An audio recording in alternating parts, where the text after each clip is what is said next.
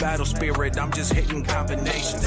Competition ain't in my division, looking like some light work. My drag will put you through the ceiling, I'm about to go berserk. Supernova, let them know I'm always repping that red side. That vibe right, we alright, no chance y'all be alright. Don't matter if you black, purple, yellow, red, or white. Cause I seen heroes save the dark inside instead of light.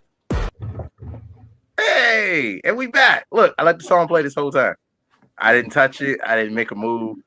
I know TV so over my shit every time. She'd be ready to fight me. But we back. We are here. We are live. How y'all feeling? I haven't seen y'all since Blerdcon. It's been a week. It has indeed been a week. It's been a week.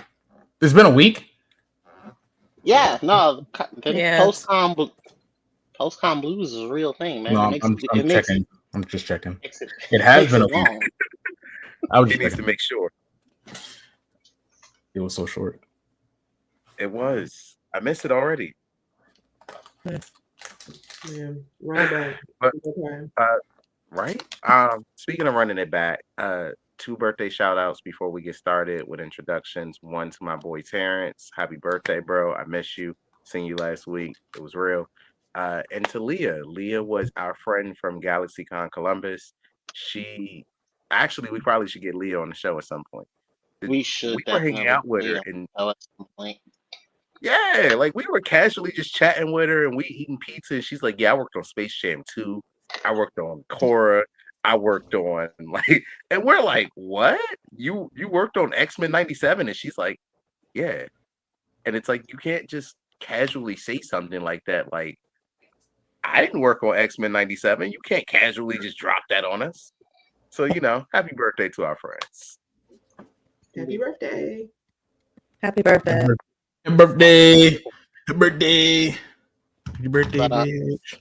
We're not about to get into singing right, so we just got a quick shout out of happy birthdays. What up, Sal? We about to get into some introductions. As always, I am Maul, your favorite friendly neighborhood menace, back to bring you all my favorite friends. We here. I missed you guys all the way from Blerdcon. To my right, we have what I refer to as the nice man from Ohio, what Princess Mononoke refers to as a lie and a whole moniker. Y'all, Dwight, why don't you introduce yourself, please?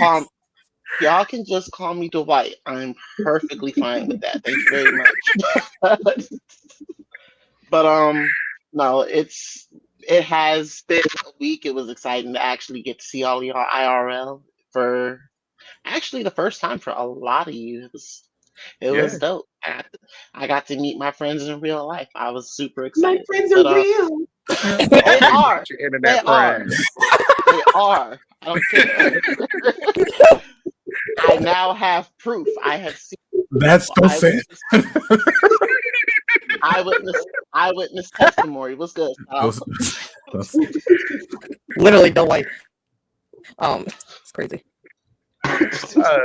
Up next, we have one of my favorite content creators. She is dope. She is funny, and she's here. Give it up for Miss Sione. Why don't you introduce yourself? That's a vampire. She still has blood bags. Sometimes she do not see. It's O. It's type O. It's type. How do you know it's type O? Type O. It's O right there. What? Sorry, I was excited. Look, mind your business before she start eating us. It's okay. It's not vampire. This is the blood of a werewolf. So yeah. Listen, I filled this up for the VIP canvas sip and paint for Blerdcon. Even though I was in that bitch, I took a few because it got sticky. But hi, I'm Miss Sione. Great to be back. I'm here, and yeah, sip on this shit. Great to have you and your sticky fingers back. We missed you, girl. Up next, hey, you the one that admitted it. I got you here in 4K. You the one that said it. Up next, we have another one of my favorite content creators, and it is Women's History Month. So we are all about giving our women their flowers. What do you mean? Why the hell are you talking about Women's History Month? Why are you talking then? You wanted to do the introductions? Ooh. Damn, hey, look, bro, just pack it in. Nah, I was just asking a question. Because I know you hate this part. I'm like, I'll shut the fuck up and let you do it if you want to do it. Continue. back to my intro of one of my dope friends. She is smart, she's beautiful, she's here, and we are happy to have her here. Everybody, Princess Monohoke. Today, I might be Prince Monohoke, as you can tell by my very deep voice. However,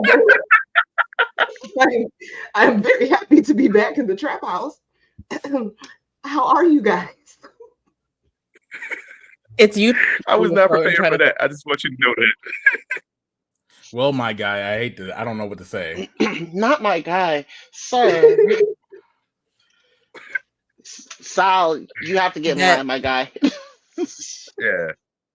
It's Me it's before pretty him, much- please. There's a lie. Take a number. Women's first. You got to take a Legit? number, and it's women's first. There are legit tickets you have to take after one another, and you will be called when your ticket is read. So Nobody asked you, Usher boy.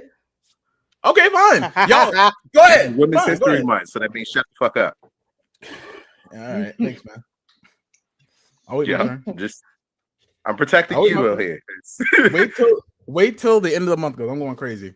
Go ahead. Not And they still gonna beat your ass. Wow. That's fine. Accurate. That's fine. Like if it's you versus them, I'm going them every time. Awesome. See? So, Princess Monohoke, introduce yourself, please, before we get to beating up Mikey and it's already too soon. Well, y'all know who it is. It's Princess Monohoke. Happy to be here, although I am barely here. Barely, but we love having you. And last but never least, we have our favorite villain, always, Flute. Won't you go ahead and introduce yourself, please? Yeah. Sorry, give me 1 sec. I was playing a game. One. Damn. Obviously saving the best for last. Me, Flute the villain, or Mikey as they call me. What's going on? What's popping? I'm just here. I'm really tired. I have a headache. Drugs ain't working. The medicine for the headache, Excedrin. Excedrin doesn't really work, you know, for real. Not like it used to. Seriously, there's something wrong with it. I don't want to take any more because I think I will die if I do. So that's it. That's another sponsorship that we're not going to get. I mean, okay. Count them out the books. Put some real. Don't put sugar in here. Like put some real medicine. Except just looking at us like, aha, never sponsor these motherfuckers. Put you in your headache. That's a shame. Anyway, speaking of shames, I'm glad we're all here. I'm sad that y'all aren't feeling well. Like honestly, I came out of Blerdcon feeling I felt okay. Like I was sad that I was seeing goodbye to all my friends, but like I'm not gonna hold you. Something about the combination of drugs and alcohol always make me feel like you can do anything. I suppose that's kind of the point. Not though, like I isn't can it? throw. I Apparently wouldn't. can't. I wouldn't know what that feels like. My body's a temple, and I treat it right. I don't do any of that wild stuff. It's all of our faces at once that just did that. Like I saw each of our faces just go. Thank you. Like, we all did that face. Like, excuse me. Like, I'm sorry. Did you not bring the DEI hired with the stuff? That was such a genuine reaction. I don't have to do that no more.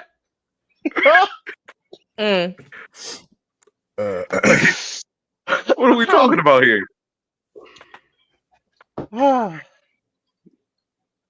Anyway, before we start calling Mikey out, because clearly this nigga lying. Talking about my body's a temple. Yeah, they put certain things at the altar. Yep. Poseidon's temple is what his body is. Y'all are mean today. No. And you are a liar. Bad guy. You're supposed to be nice to the villain? What am I talking about? Bro, where's the talk no jutsu? Where's the I was bad once, but you can change your ways. What the fuck is that? Growth. It's growth. Luffy. Nigga, Luffy ain't had none of that. I don't. Fuck Luffy. That's true. I don't give a fuck. Throw them hands, nigga.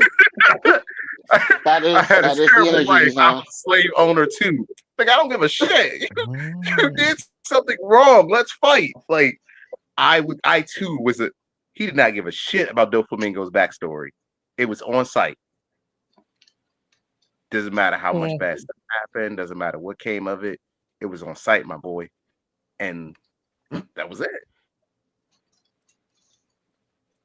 So, speaking of that's it, Blerdcon. It came, it went. I miss it. I miss you guys already.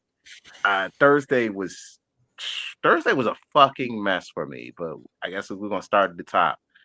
I didn't get to Blerdcon till like 10 o'clock. By the time I got there, Dwight was like, yo, I met T. I met Princess Monohoke. I met Shona. Like, I'm hanging out.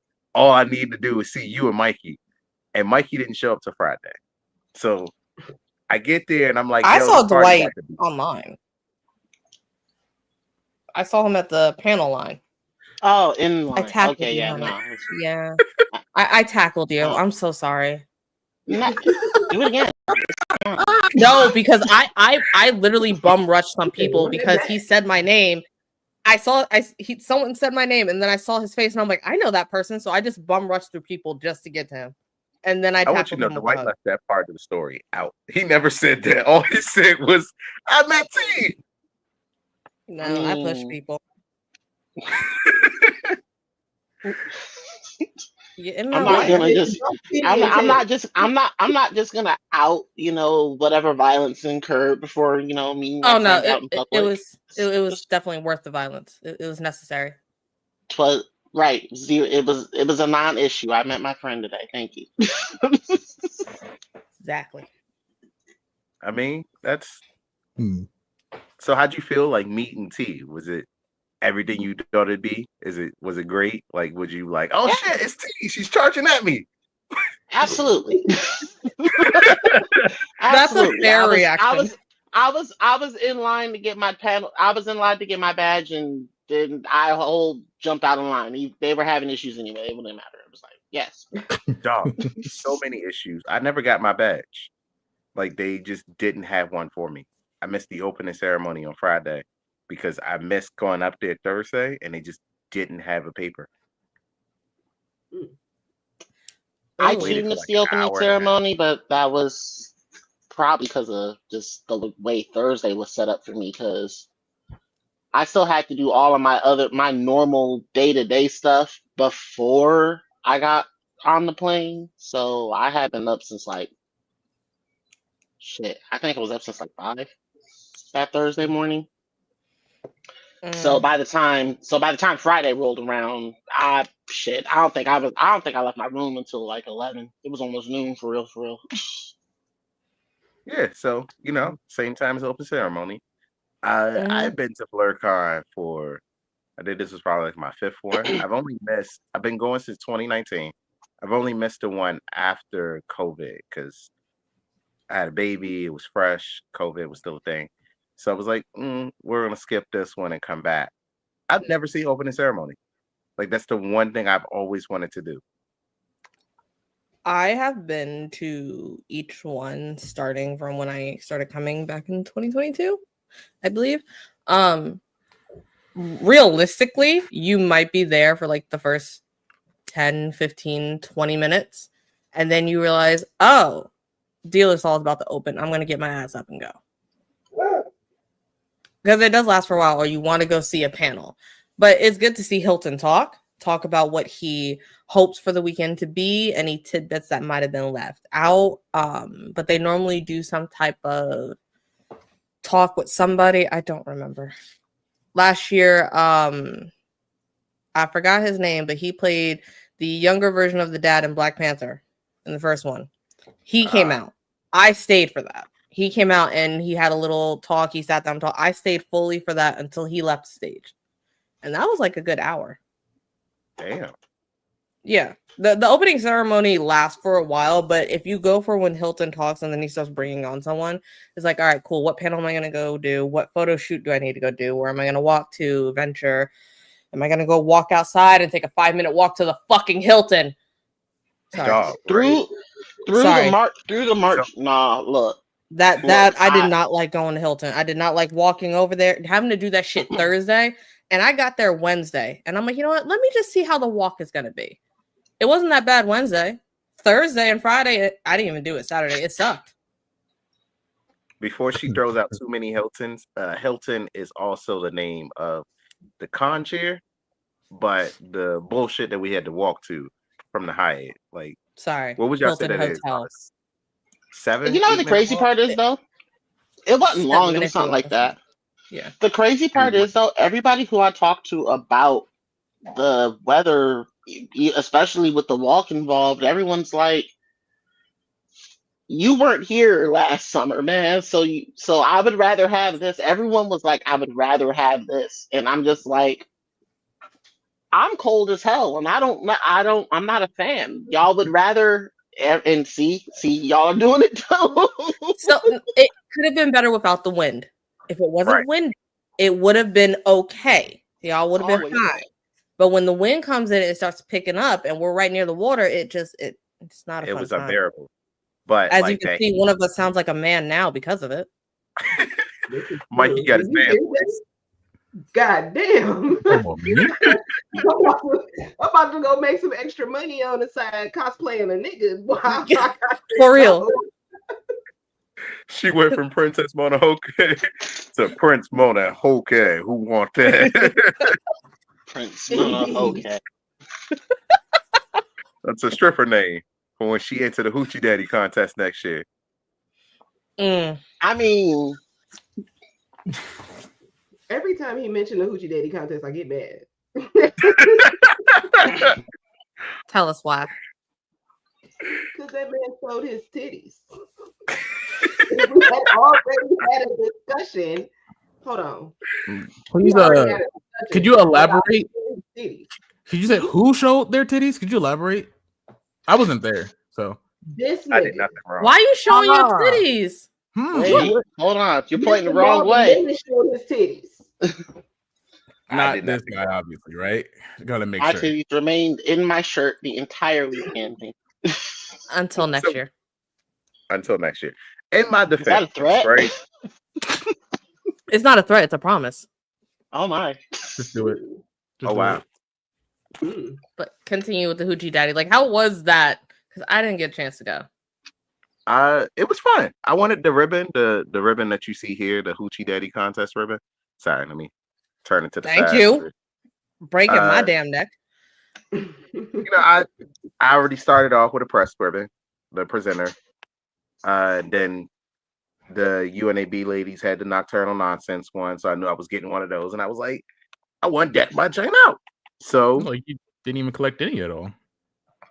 Listen, I collected as many as I wanted to. After that, my brain stopped working in different parts. I was where I needed to be, but like I was fucked up the whole time. The This is Hoochie what Daddy invited contest. you to the temple. We're not gonna go. Yeah. At least I'm honest about mine. I don't gotta be honest.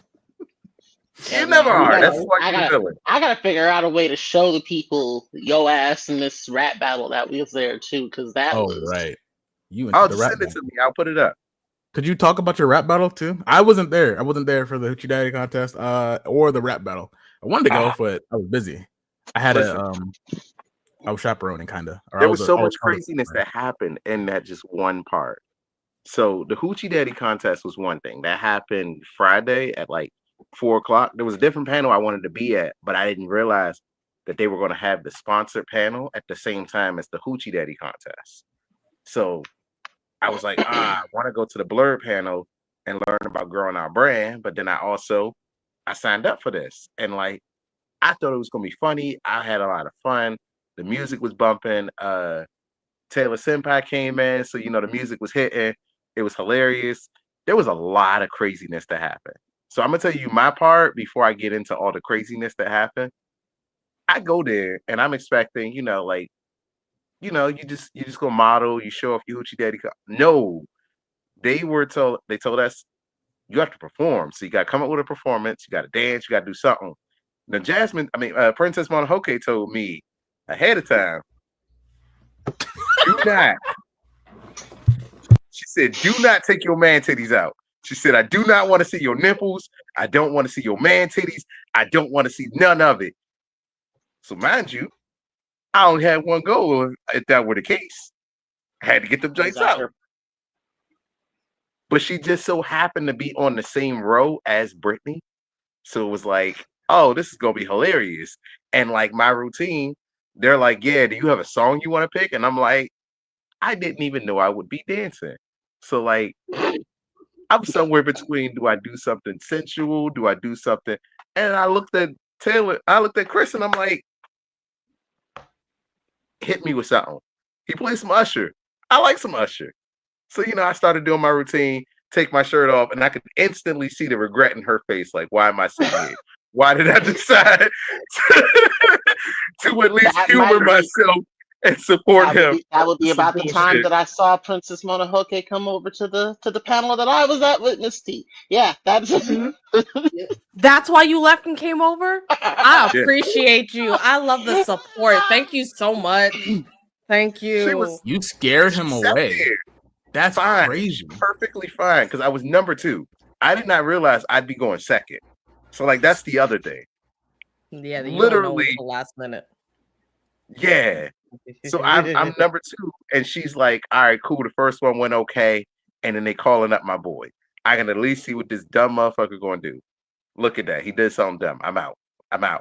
I don't even think I finished the whole routine before I seen her head towards the exit. You know what? I appreciate you doing that because she just came to my pen. I'm happy. That makes me happy. I didn't realize that I enjoyed it over there. Nobody traumatized me. So you hear that next year? If you see a panel on Matt, you won't get traumatized. That's crazy that you only saw 3 of us. I definitely seen you. I saw Reva. Like, yeah, in passing, I guess, as we were going. Did you not meet Reva? I think so. I'm pretty maybe that do better is crazy because that's exactly what I was told as I like went past it. Like, do better. I was like, oh, all right. There was a lot of vodka. There was a lot of liquor just in general last weekend. Y'all need to start doing better and treat better like as you should be treated. Don't put that nasty foul liquid in your body, okay? Amen. I need y'all to stop with this, okay? Yes. I'm your friend in real life. Like,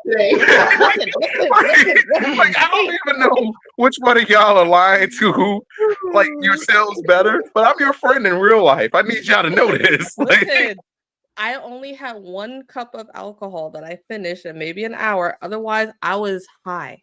Most of the weekend. I'm very proud of myself. And I drank a lot of water. I'm proud most of it was forced. Most of it was forced, but I started liking the water, so it really helped out. I didn't see you that much, so I'm proud of you. I'm glad that you were well taken care of this weekend. I left you to your own devices. As long as you showed up on time to where I needed you to be, I was like, you know what? I'm gonna let you be grown. Listen, I was gonna be there. I just was Zorro. Everyone was Zorro this weekend. I mean, that weekend. I mean, Friday was busy. It was panels packed on panels. The last panel I had was at 11 p.m. And that was the Husbando Wars panel, which was fun. Really fun, actually. That panel was actually funny as hell. You should have made that one more. I think maybe the funniest thing that I saw was one of the twins from Oran Host Club being picked. And then immediately right after the other twin was picked. And so it was already after a whole explanation on why one is really good. Because you get one, you get the other. So it's like you get both. It was perfect because the second one came right after. It was he came right after the first one. He literally came right after. And then I had time to like. Nobody wanted to. And it was explained if you like 2 hands caressing your entire body, imagine 2 more sets of hands or another set of hands just caressing your body. It's like imagine what both of them gonna do, and they were like, you know what? And it's cool because they gonna get freaky with each other, so you can watch that. I was like, you know what? That is a direct quote. Why do you remember that? That is a direct quote. And I was like, I was there. I remember everything. I was like, wow, you know what? That's really right. And it's like, not you agreeing. Like. They gonna Eiffel Tower the girl, dog. Wow. Hey. Wow. Listen, it was 11. Didn't ask for this to be a thing. As a fan of logistics, yes, he's correct, but at the same time, that is a direct quote. Bar for bar. Mhm. But like, That's Because why he said you it weren't supposed himself. to have that. You weren't supposed to have that woman committed to memory. it stuck to him, and I'm that's why it was an 11 p.m. panel because it was not safe for work. None of it was safe. That panel proved to me that the anime girlies are just as thirsty as the men because everybody was like, and you know what he could do to you? And it happened every time. And you know what he can do, and you know what he can do, and you know exactly what he gonna do. All right. Keep cooking. I'm listening. I'm here. Right. I want to know. Keep going. The pan was sizzling. Every single one of them. Boy, Something. everybody was hot to trot up in there. They was ready to go. The funniest thing for me though in that panel was when Naruto's name popped up. Nobody wanted to protect that man. Not a single one. There's a lot of emotional damage there. Just like, I don't know why. Believe it. No one was believing him. no one believing it. It's crazy that they said that because if you think about it, right? Shadow Clone Jutsu. But then no one wanted to think, you know, it's fine. It's whatever. The head That's a lot of of state, emotional right? damage there. It's like, Did it to Hinata probably. Shadow Clone the fuck out of her. Or Shadow Clone no out of her. I Probably would the have. right way There's no way that freaky. Hinata is freaky, by the way. There's no way she's not. She definitely was like, give me 1,000 clones this time. He's like, Hinata, I'm tired. Goddamn. I don't care. 1,000? 1,000? That's a high number.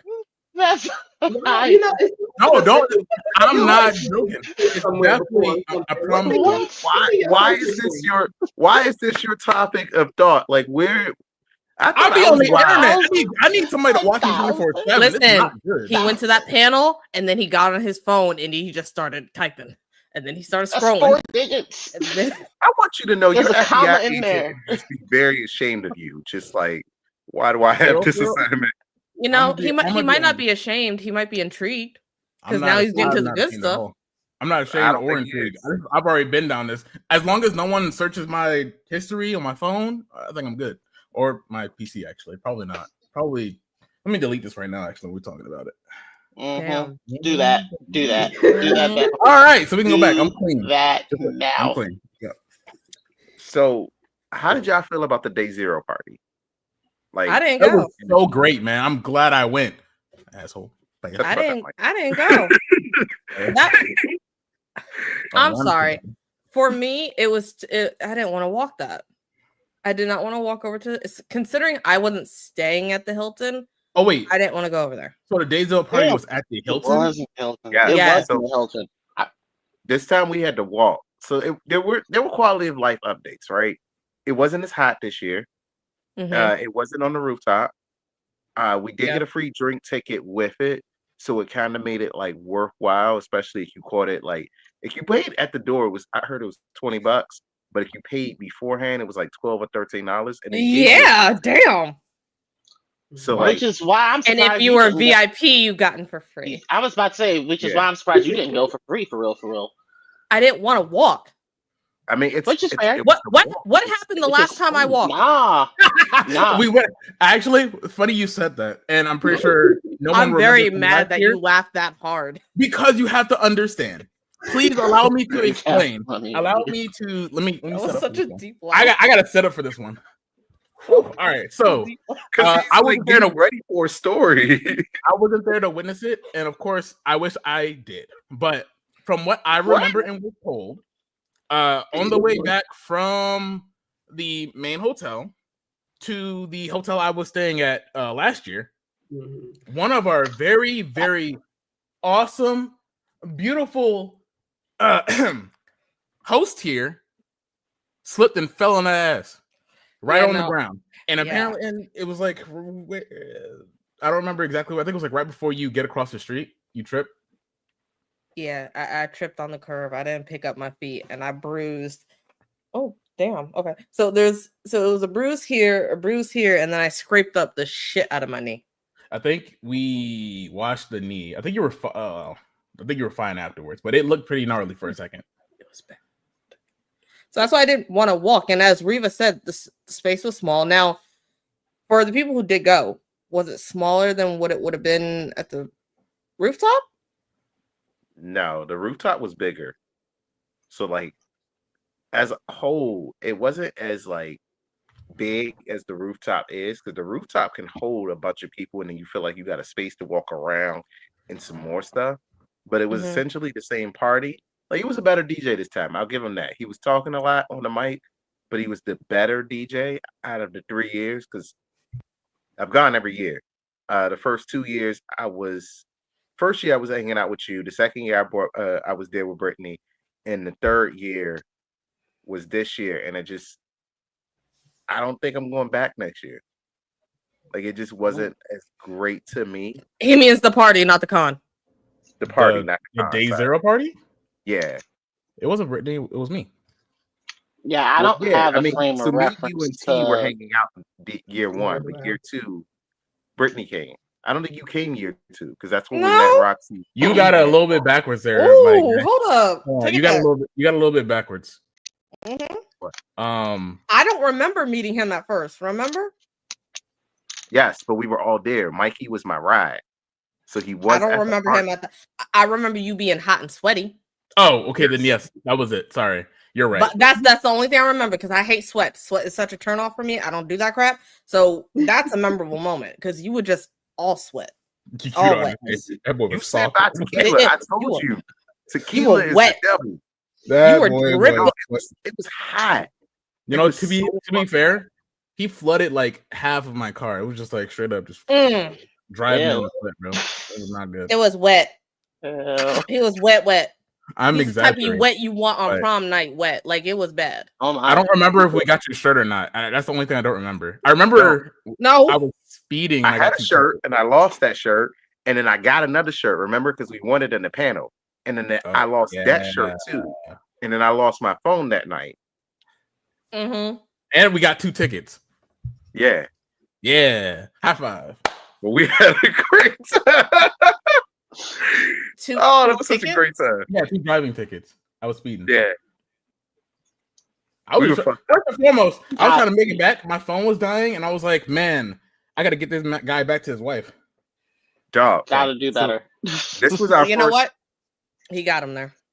Yeah, this was our first panel. So like me and Mikey did our first panel together, and like we had one other guy come on from New York. Shout out to Anthony. He came up. He had never seen Attack on Titan, so he's Aaron, and me and Mikey are going at it over whether or not Aaron was right. And then like we got drunk after that. We found some like random people from different like that we met, and like I'm fucked up. So like we go out to dinner, we're drinking at dinner, we come back, and then we continue to drink, and then we go to the party, and then we continue to drink in the heat. The last thing I remember was Mikey dragging me out the party saying, "Hey man, you ready to go?" And then we got McDonald's. I lost my phone somewhere between the car to the house. I can't make that face. It was not in the car. I'm just That's letting you know. You know. Did you ever find your phone? Nope. Because it's not. In the car. It was never in the car. I think what happened was I got out of the car and I kicked it down the sewage drain because it was raining. And you should have went and got it. You would have been fine. They all I want down you to know there. this isn't the first time this has happened to me. This is like the third time this has happened. What does that tell you? What does that tell you? Don't ever have my phone in my hand as I'm getting out of the car. I mean, were you sober the other times? So, yes. If that like makes it better, yes. It doesn't. It really doesn't. It's usually when it rains. Like one time I got up, right? So I'm on the phone, Brittany. I get off the phone. I'm in an Uber, and I had my phone. I set my phone in my pocket because I had like 2 phones on me. One that wasn't working that could only connect to Wi-Fi, and the one that was. So I set the motherfucker down. I'm getting all my stuff. I'm getting out the Uber. I stand up. It's raining. My phone drops, and I try to take a step to get it, and I kicked it, and the rain washed it down the drain.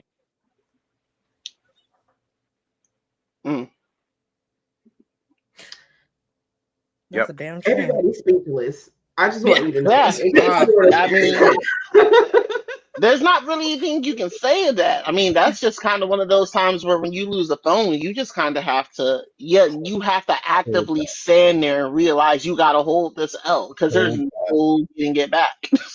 Listen, I have extreme luck. It either swings to my side and like everything's going great, or it swings the opposite side and everything that could go wrong is going wrong in this moment. That there is no in between. Speaking from experience, bad things come in threes. So, I mean, you really outdoing it for real. I mean, but we still went on to have a great weekend. It was good. It was good. Yeah. I mean, the anime court panel was great. Yeah, it was great. And that was 3 years ago. I've then replaced my phone, and stuff has happened. I've upgraded, but yeah. Lord knows he's gonna lose the next one. It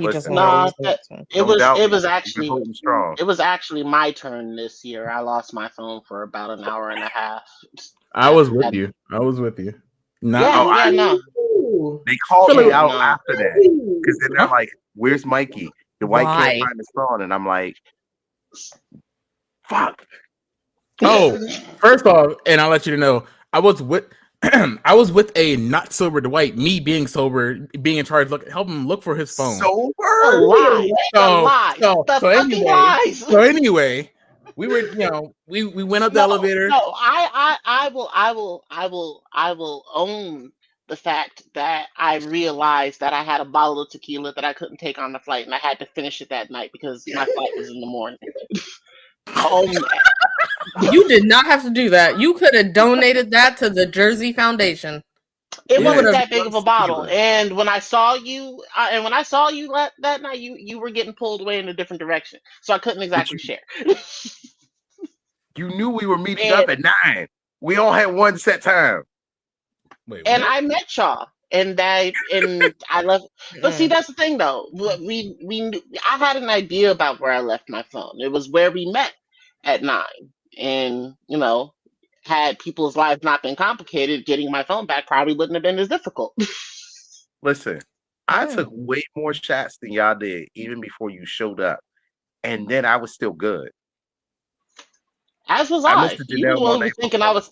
You were the one who thought I was having the whole crisis. Did. No, I was just trying to get my phone out of this person's room, and they called it a night early.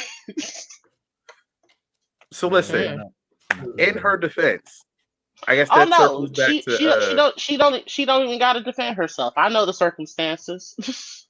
That's fine. We waited by the door. We were good, just waiting by the door. It was all fucked. It was fucking crazy. So I was in the middle of the rap battle, like right afterwards. Like as I was like rapping, my phone kept going off, and I'm like, "Who the fuck is calling? Why the fuck are they saying something?" Turns out it's Curtis. Curtis said right after the battle, he's like, "Have you talked to Carolyn?" And I'm like, "Nah, I'm I'm in the middle of something. I'm in a rap battle right now." And he's like, "Listen, I need you to get to Carolyn as fast as you can because someone got into her room." And I'm like, "What do you mean someone got into her room?" So, fuck the Hyatt, and I don't know how many of y'all are planning on staying at the Hyatt, but fuck the Hyatt until they get their practices together because they put her in danger. They gave someone a room key to her room. She came into the room, started to get dressed, unpacked her shit, went to the con, and left her shit. What if Carolyn had been sitting in her room when this random woman got a key to her room? She probably would have backed out. But they gave someone a key. And they just said, best we can do is we'll tell you that we'll move you to a different floor, even though this happens because we were moving fast. And they took no accountability. All they did was they comped her valet stay. That was it. That was their big payoff for putting a woman in danger. So during this Women's History Month, I'd say they failed this Black woman. They failed people everywhere because we all paid like exuberant amounts of money to be able to stay there. And for them to give the key away, just like, yeah, here you go. Your ID vaguely matches what someone else's ID might say. I'm gonna give you another key. Just don't sit well with me. So I will be coming back to Blerdcon.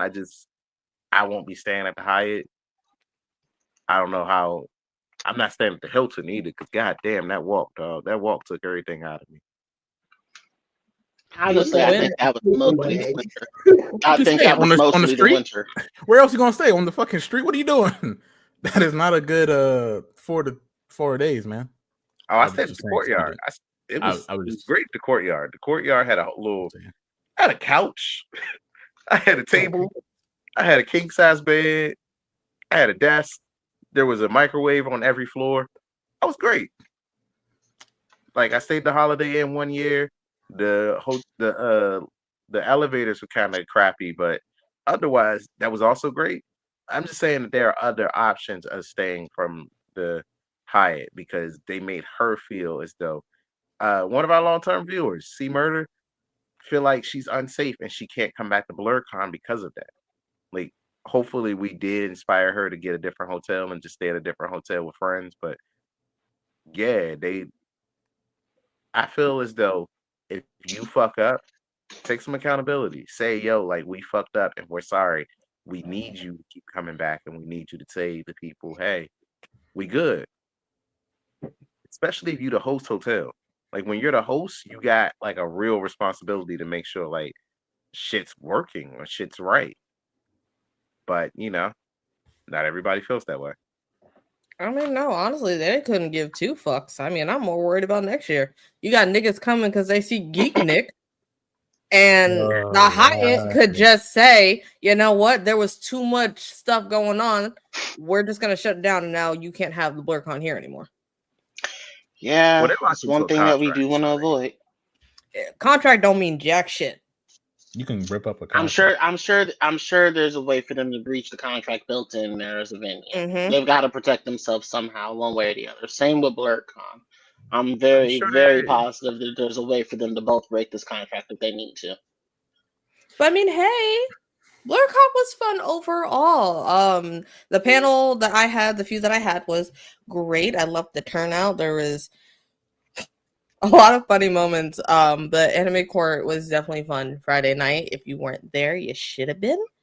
But it was hilarious. I got Jamal's video together. I'm about to send that to y'all now. Beautiful. Love that. I want you to know that I'm sick of being up there and feeling like, yo, this is about to go in my favor. Everything about to go right. And then like to be told I'm highness because he's an 11-foot tall skeleton. You lost that battle every time you brought into height. You were at Blerdcon with a lot of women who are either just Delulu or they love a fictitious man. You can't do that. It's a Lulu. Exactly. 11 feet tall. That means nothing. It's not about some women. Houses. Can I step in since I was this house and I will be happy. Like it's just you're not winning the argument. Go ahead. Let me as a defendant, right? I get what you were trying to say. As a really tall skeleton, like hulking over you, scaring the hell out of you. I get that, but there's a thing, right? For a lot of women, tall, dark, and handsome. Jack is at least two of those things. No, he's at least two of those things. He's at least two of those things. Is this where you bring the pan out and tell us that he's handsome? No. Some women are not handsome. I don't actually. If I think about it, and for some men, tall and you dark. technically got like technically Halloween stuff is always dark centered, so he can be tall and dark. Or I guess if you want to be handsome, you can be handsome. So he's tall and handsome. Regardless, no. You said he's two. I'm just trying to figure out which of the two you think he is. Not for me. An example for any women that be looking at Jack Skeleton, because about women or men you say two. To the she's, theys, the gays, all in between. It don't matter. They find Jack Skeleton attractive enough where once you brought in height, you lost the argument. Mm-hmm. should have said he was a scary skeleton man. You would have got away with it. I I tried don't even think to. you necessarily had to say he's You, a you skeleton. did. That skeleton You did. identifies as the Pumpkin King. That's what I'm The saying. man got He is the 42 king. calls of a crime called in, and he's like 42. You kept saying that number 42. Listen, I'm like- 42 is just a number. Technically, it's a magic number. It is a magic number. magic number. It was for my ass because 42 was the number that got me red. They were like 42. Listen, You said 42. Cyclops Showed came up. in and burnt your ass, and I loved every second of it. So Dog. shout out to Cyclops. I wish we could have gotten his social because the power in his voice, holy hell. Walked up and said, I don't need no mic. Yes. He's like, I don't need it. I'm okay. Bro, Wait I until thought you bro was guys trying to fight see me the at the end of video. that. Bro was like, yeah. And I was like, whoa, wait a minute. I am the good guy here. He is breaking into people's houses. And they were like, nah, I can't believe you do this to this skeleton. You put, and I'm like, wow. You messed Lord up. only knows how many. Lord only knows how many of our own people got hemmed up for some of them same issues right there. Breaking into people's houses. There's a lot of people who do that too. Yeah. He was referring to the profiling, you know it. Yes, he was.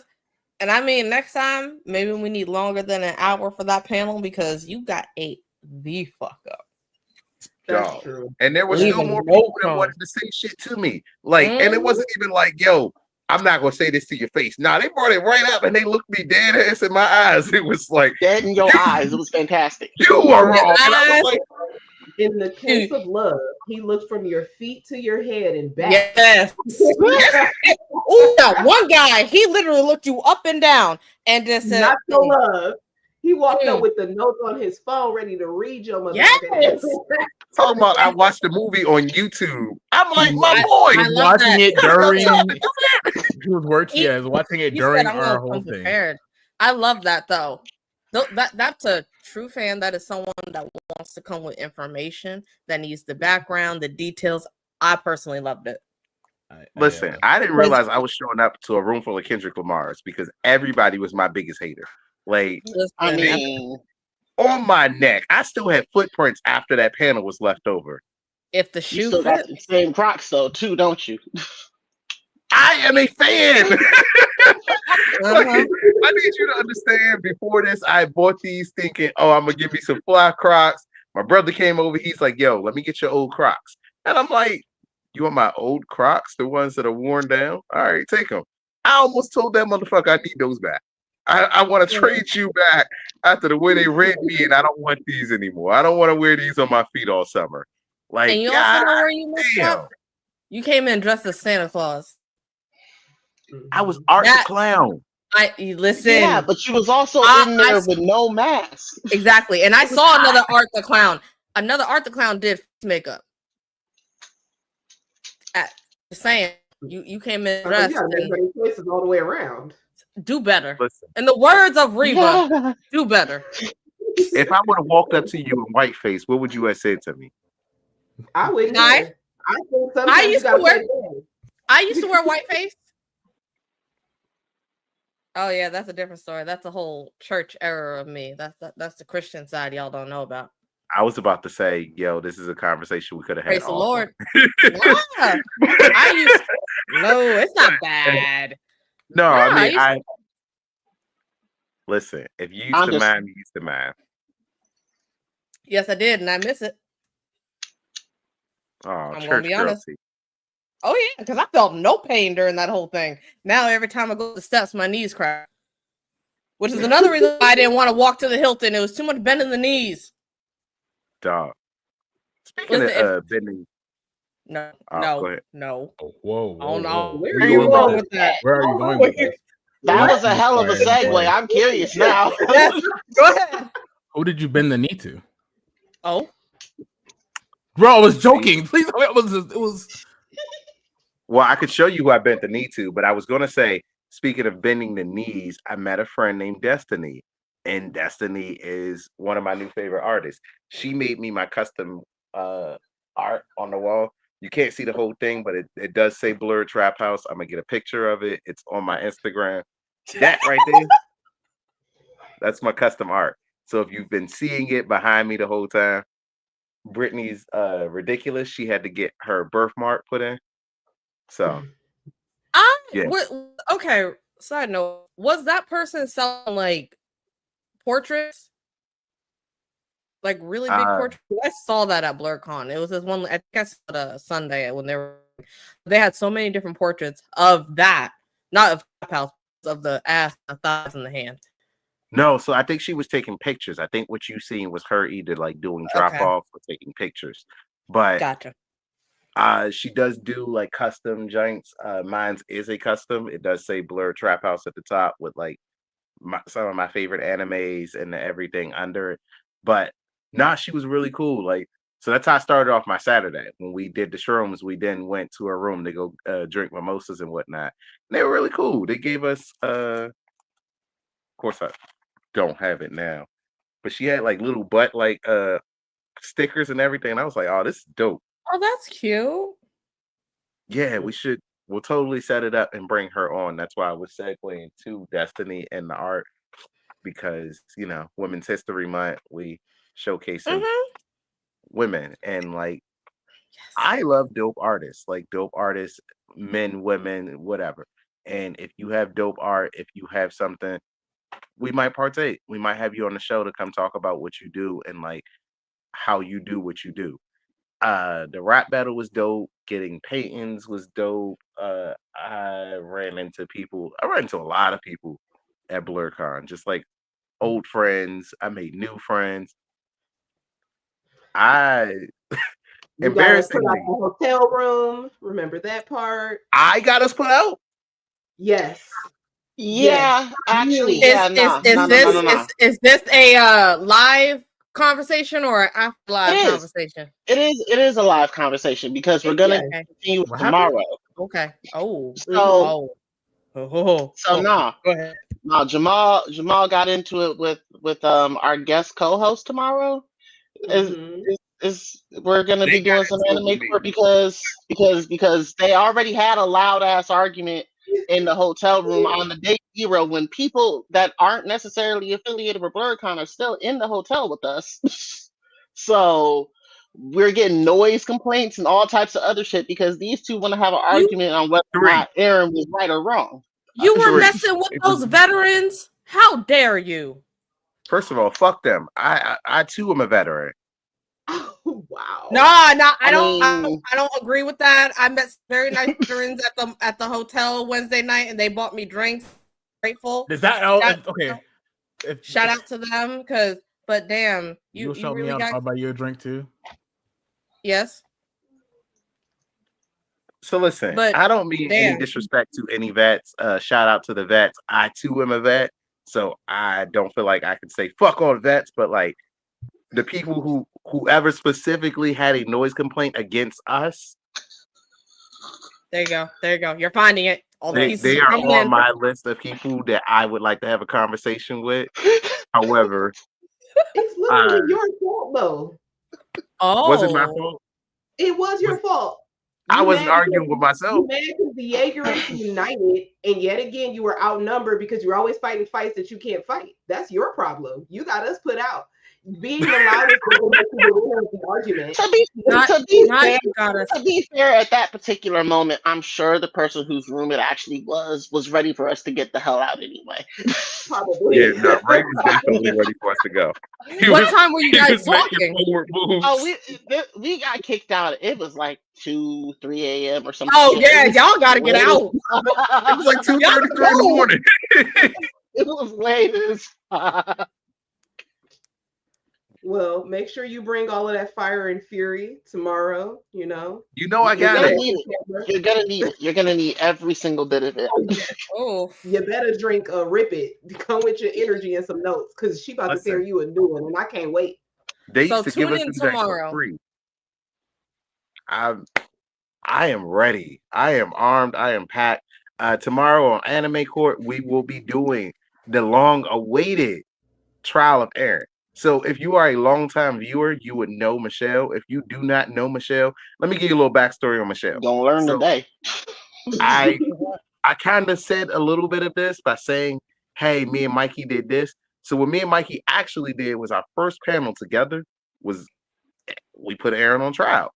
Now I had Mikey, I had him backed up to the corner. He was fucking done, right? He had nothing, and then in walks Michelle, and then that blows up my whole fucking case. Now, mind you, normally when we do a panel, we pack a room. This was like a day zero. This was like a day zero exclusive just for the VIPs. They were like premiering it, and it was maybe about like, what would you say, about 20 people in the room? You asking me? I don't. Yeah, like 25, obviously. Like 20, 25 people. So like they were kind of in between. Like they were, we seen this. We kind of see where your argument's coming from. We kind of see like, maybe he wasn't the good guy. And then boom, Michelle comes in and throws a fucking grenade in my whole argument, and then like blows it up, and then Mikey wins. Like, we love people like Michelle. Shout out to Michelle. Not you I'm, grabbing. I have only ever won one live anime court. And I told Dwight, I said, listen, if I wanted to lose, I put Monohoke up there. It would be a very back and forth. It would be a great argument, and that's the one that people tune in for. But if I want to win, I put Mikey up there. He's like, that's win. You can't. But I'm 100. I got 100% win rate. What do you? Yeah, what do you can't sandbag. Win rate. No, you get lucky.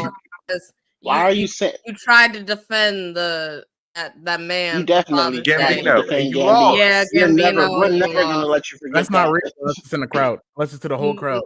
And then 100% win rate. 100%. You don't even say shit. You barely even get a word out. It was me versus the crowd. I said what I said, and they agreed, and they listen. dived into my point. Yes, the crowd just. The crowd never was.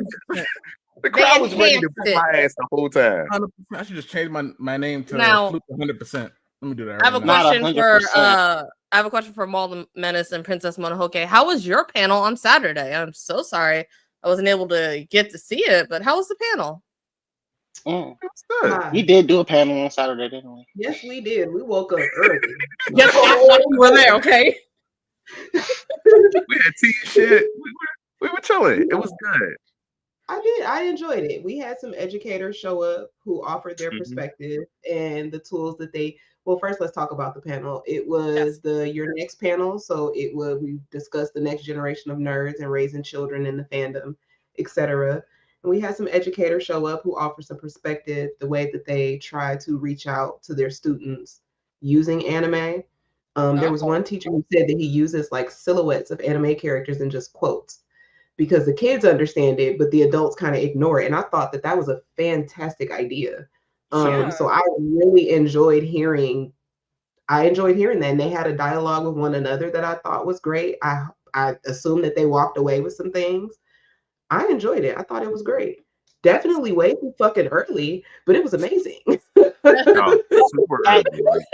That was my only on our panel. Like Saturday morning, like right after Blerdcon kicks off. No, don't do that to me again. We got sandbagged with a 10 o'clock, and then the teachers got a 1 o'clock of almost the same exact panel, but like teaching in the like blurred space.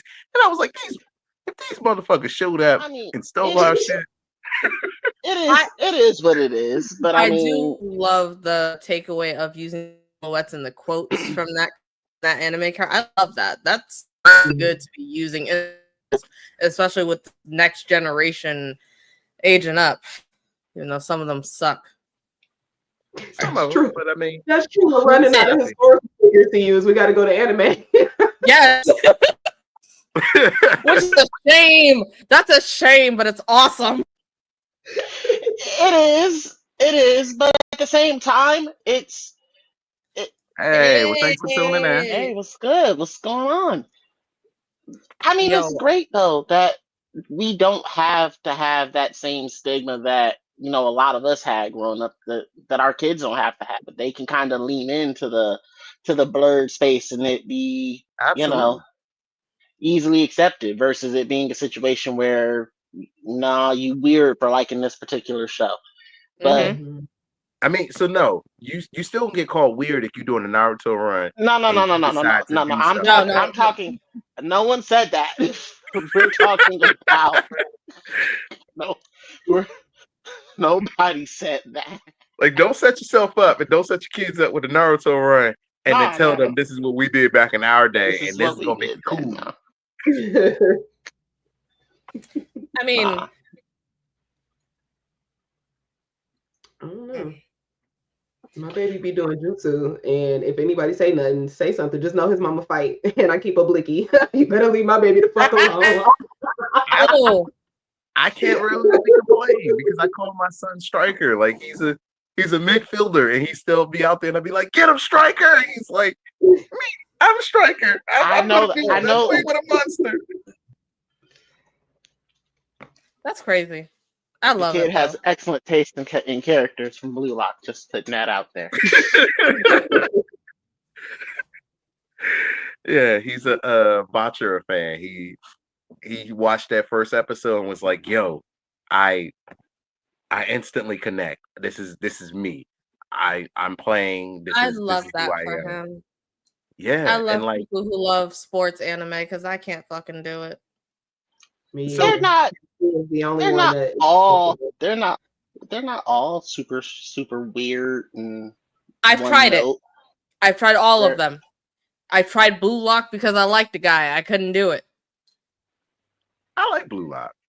Like Blue- one of my yeah, friends it's a told me good about one. it, and I got hooked into it, and it wasn't as bad as I thought it would be. Like I'm not a huge like I'm gonna sit here and watch every soccer game fan, but I found myself tuning in every week for an episode. Like I find myself not playing many MMO games, but I watch Shangri-La Frontier every Sunday. Like sometimes you find yourself attracted to a different anime than like what you might actually do in real life. Like I don't find myself watching a lot of slice of life animes, but I have found myself on Prime watching a lot more like worse animes than I thought I would. Like I watched Redo of Healer and I was like, at first I felt bad for the guy. And then at the end, I was like, I don't know if I feel bad or feel like this guy needs to be stopped. He needs to be stopped. He needed to be stopped from No, he definitely the needs to be beginning. stopped. From the beginning, he needed to be stopped. The fact that y'all are saying he needs to be stopped means y'all are weak sauce to revenge stories. Ooh. See, He called y'all weak. He called Weak all sauce? of you weak. What are I you will say gonna that. do? Which I my didn't whole say entire it. says I said y'all I are felt weak like for he revenge might stories. needed I to can be. get- I did not say he did. Nah, he called you baby back bitches. I did not. I got the premise behind. I'm not gonna lie to you. I haven't actually even watched the episode of Redo a Healer. I got the premise behind it, realized that it was a revenge story, but what he was doing for revenge is so goddamn heinous. I'm like, How I can't dare? find Okay, it. There's so revenge, and Let then me- there's this motherfucker. This Okay, motherfucker took Right, revenge to it's a this next shit level. right here. Like, nah, this is the. This But I is, mean, what they did there's to a him was line. also next level. So it's well, like, no, that's what I'm saying. Y'all don't understand. This is not no reverse flash type bullshit. This is I'm going to do what they did to me as revenge, and he did. So this is if you can't, you should be a good. my with it. grandpa always told me, when you looking for revenge, dig two graves, one for you and one for them, because revenge does not end the way that you think it does. Okay, but he did dig. Silent. To be fair, he digged the two graves, but it was for everybody. He fit everybody in those two graves. He literally stacked them on each My other. boy showed up like Karapika with the shovel. And it was like, what do you think you're gonna do with that, nigga? I know what I'm gonna do with this. Think about it. I think about it like this: like maybe Haru if it's, Pika an showing anime, up with the shovel is iconic. if it's an anime Dog. like that, imagine yourselves as that guy. If you were that guy and they did all that to you, would you not want to get revenge for them? Like they really think I'm about not it. saying. Listen, that's why I didn't say. Oh, that look at me in the eyes. Look at me right now. Look at me in the eyes and tell me, "Nah, I'm okay. I'd roll over and let them do it to me." Fuck no. You know who All I right, am. that's You what know you I'm want going for. here. I'm going for broke. But I never said, yo, I completely agree and I completely disagree. There are some characters where it's like, this is who you are, and I don't know if I can necessarily go against what you believe in. Like Karapika, I don't necessarily know that he was wrong for his want of revenge. Like if they massacred my whole clan, how far would you be willing to go? Clearly Same far as enough Sasuke. that your superpower fucking kills you. That was the dumbest fucking decision ever. You cannot Dog. convince me otherwise. That wasn't necessarily a correct. You get the one fucking amazing thing, and it's like, yeah, this is gonna kill me, but it's worth 1 second of my life every It's only time useful to kill my enemies. I can't help anybody else. I can only can't do kill my shit else enemies. except come at my enemies with full throttle and bet my life on it. Like, what in the JJK is this? Like, what are we doing here? Like, what are all these like power to make a shovel? Making sure, man, he's making sure that he finishes the job. And that's exactly what I mean about digging 2 graves. Because in the end, if he kills Curlo Lucifer, at what cost does it come? Because you can't say, yo, I got so much time left to live, or I got time to even enjoy my victory. That motherfucker's destined to die immediately afterwards. Hey, it be like that sometimes, I guess. If I had to really stomp out my ops, and at the result it would be myself, they going to go. Right. Nobody else is gonna have this particular problem ever again. Period. Is this why we don't talk about the ending of Cowboy Bebop? I actually need to rewatch Cowboy Bebop, so don't do that. See, hit you right in the feels because you weren't It's been expecting that shit. There were sometimes it's like, damn, and then it's like, oh shit. Nah, look, Space I'm not. Cowboy. Look. My guy was trying to mind his own business until his past caught up to him. That's all that was. I wasn't. Every time I come on the show, I'm a little bit more traumatized. Just a little Right. bit. Every time. Just a tiny bit. It's been a bad day for me too. I'm in the middle of. I just had a character die in Final Fantasy that I was quite fond of, and I'm like, hold on, wait a minute. This is important. Somebody, You're playing Final Fantasy, and I know this. So where are you? I need to know what character died. I gotta. I'm in the middle. This man more. I'm in the middle. I'm in the middle of Stormblood. Who could have died in Stormblood? Why do you need to hurt him? Why are you right? Hurt him.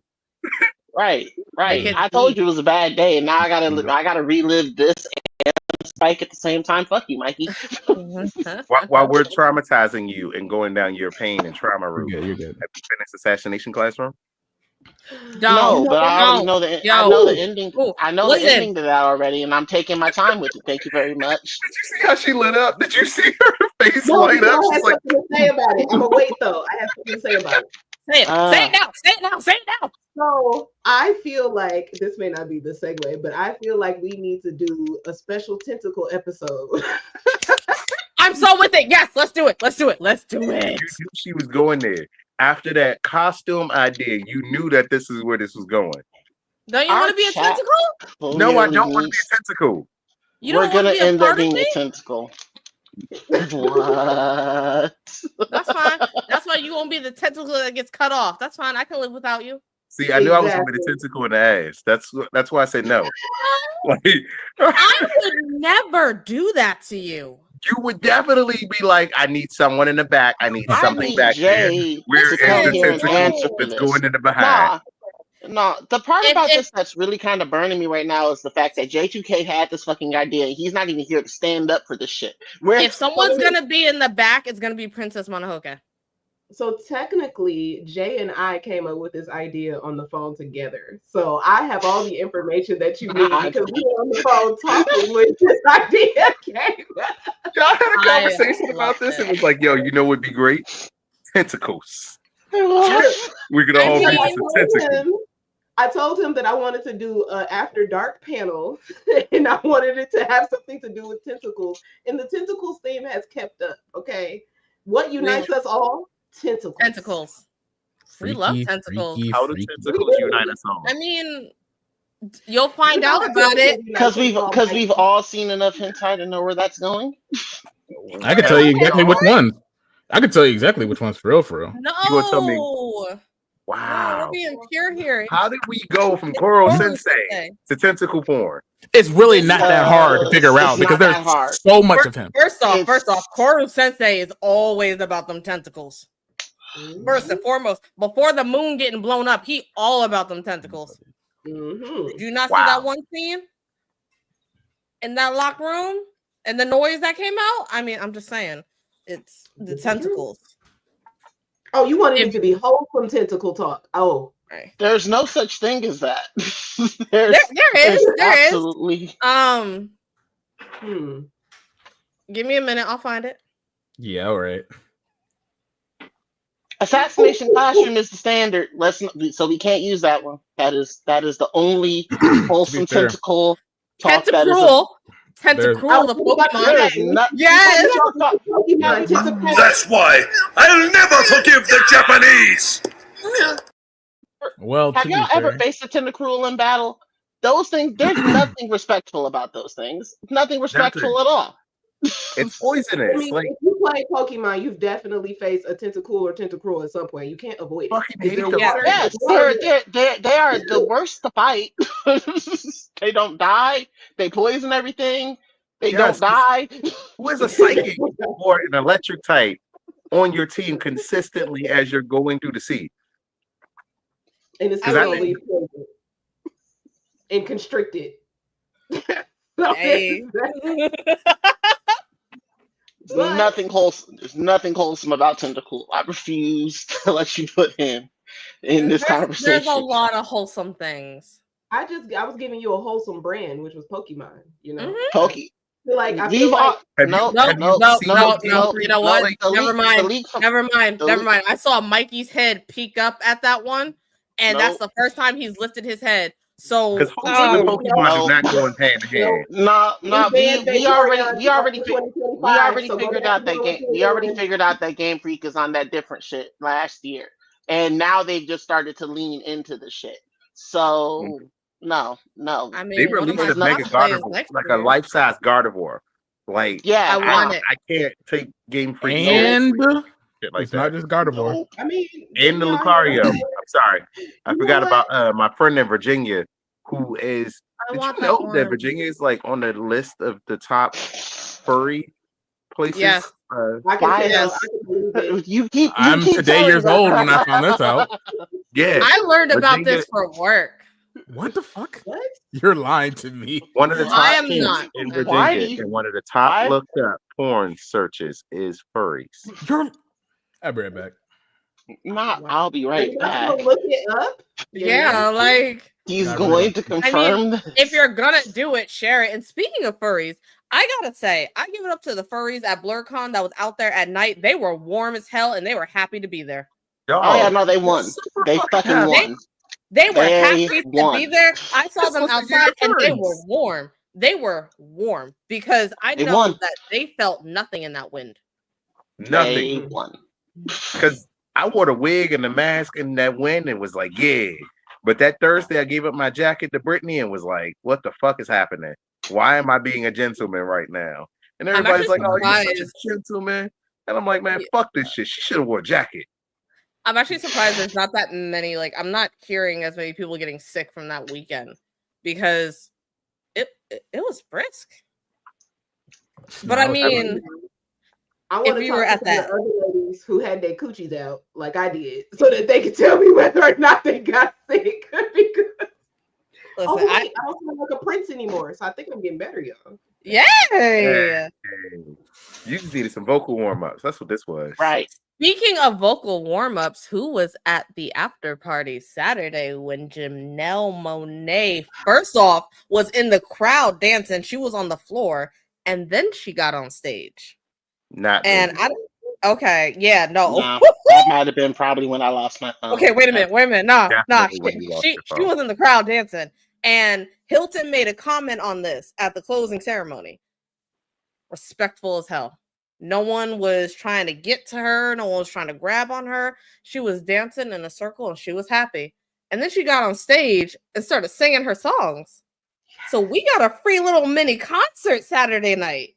I have a video of it. I got to show you guys, but it was great to have the Janelle Monáe be there. And Hilton even said he was in his bed at 9:30 with a cookie. And he was about to eat his cookie and he got a text from Janelle's manager saying, Janelle wants to go to the after party. How can we make that happen? Just tell her to go. Damn, I gotta get up. No, this is Janelle Monáe. You got to become prepared with security and how to get her in there and get her out. And then, as I was leaving the after party, it was still going on. I saw her playing games. She was downstairs playing games. There was a big enough space for her, but she was just playing games, having fun. She enjoyed the Blerd community, and that was beautiful. I feel like that was the same thing with like Walter Jones last year, where we got to see him do karaoke. We got to just walk the floor. Like I met Cleo Thomas just walking the floor. Super nice. There was no real security around him last year, and he agreed to take a selfie. Like I feel didn't play any games with him. He was down there playing Mortal Kombat and everything. He was whooping everybody's ass. It was I really funny to watch. Better than to step on the game system beside him, but like, the fact that like you walk up with a quarter, say I'm next. He was gonna laugh at you. Yeah, like gonna tweet about it later. Like, sit down, little man. Beat your ass real quick. Oh, you brought your wife, huh? He'll little bro you. He'll show you who Zero is. Yeah, that's how many scores you about to get, my nigga. He goes, I know how to read. I'm gonna show you. I know how to read. I got you. Oh, you think you Stanley Yisnet, huh? Yeah, all right, nigga. But I mean, that's great that she felt comfortable, and like she even came back the next day and was like, "Yo, I'm gonna drop my exclusive card game. I'm gonna drop comic books." That's the thing that Hilton commented at the closing ceremony. He's like, then he got a text at 1:00 in the morning, like, so she wants to come back and promote her card game. She wants to do something. Can we make that happen? And he's like, I just got one bite out of this cookie. I just want to finish this cookie, man. He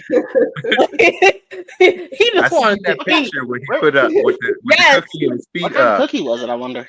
A chocolate chip cookie. It was just a regular cookie. It wasn't anything special. He just wanted to sit down and eat. His slippers were off. He was up in bed, relaxed, and then he gets the message. Because then you got to know he got to go into overtime.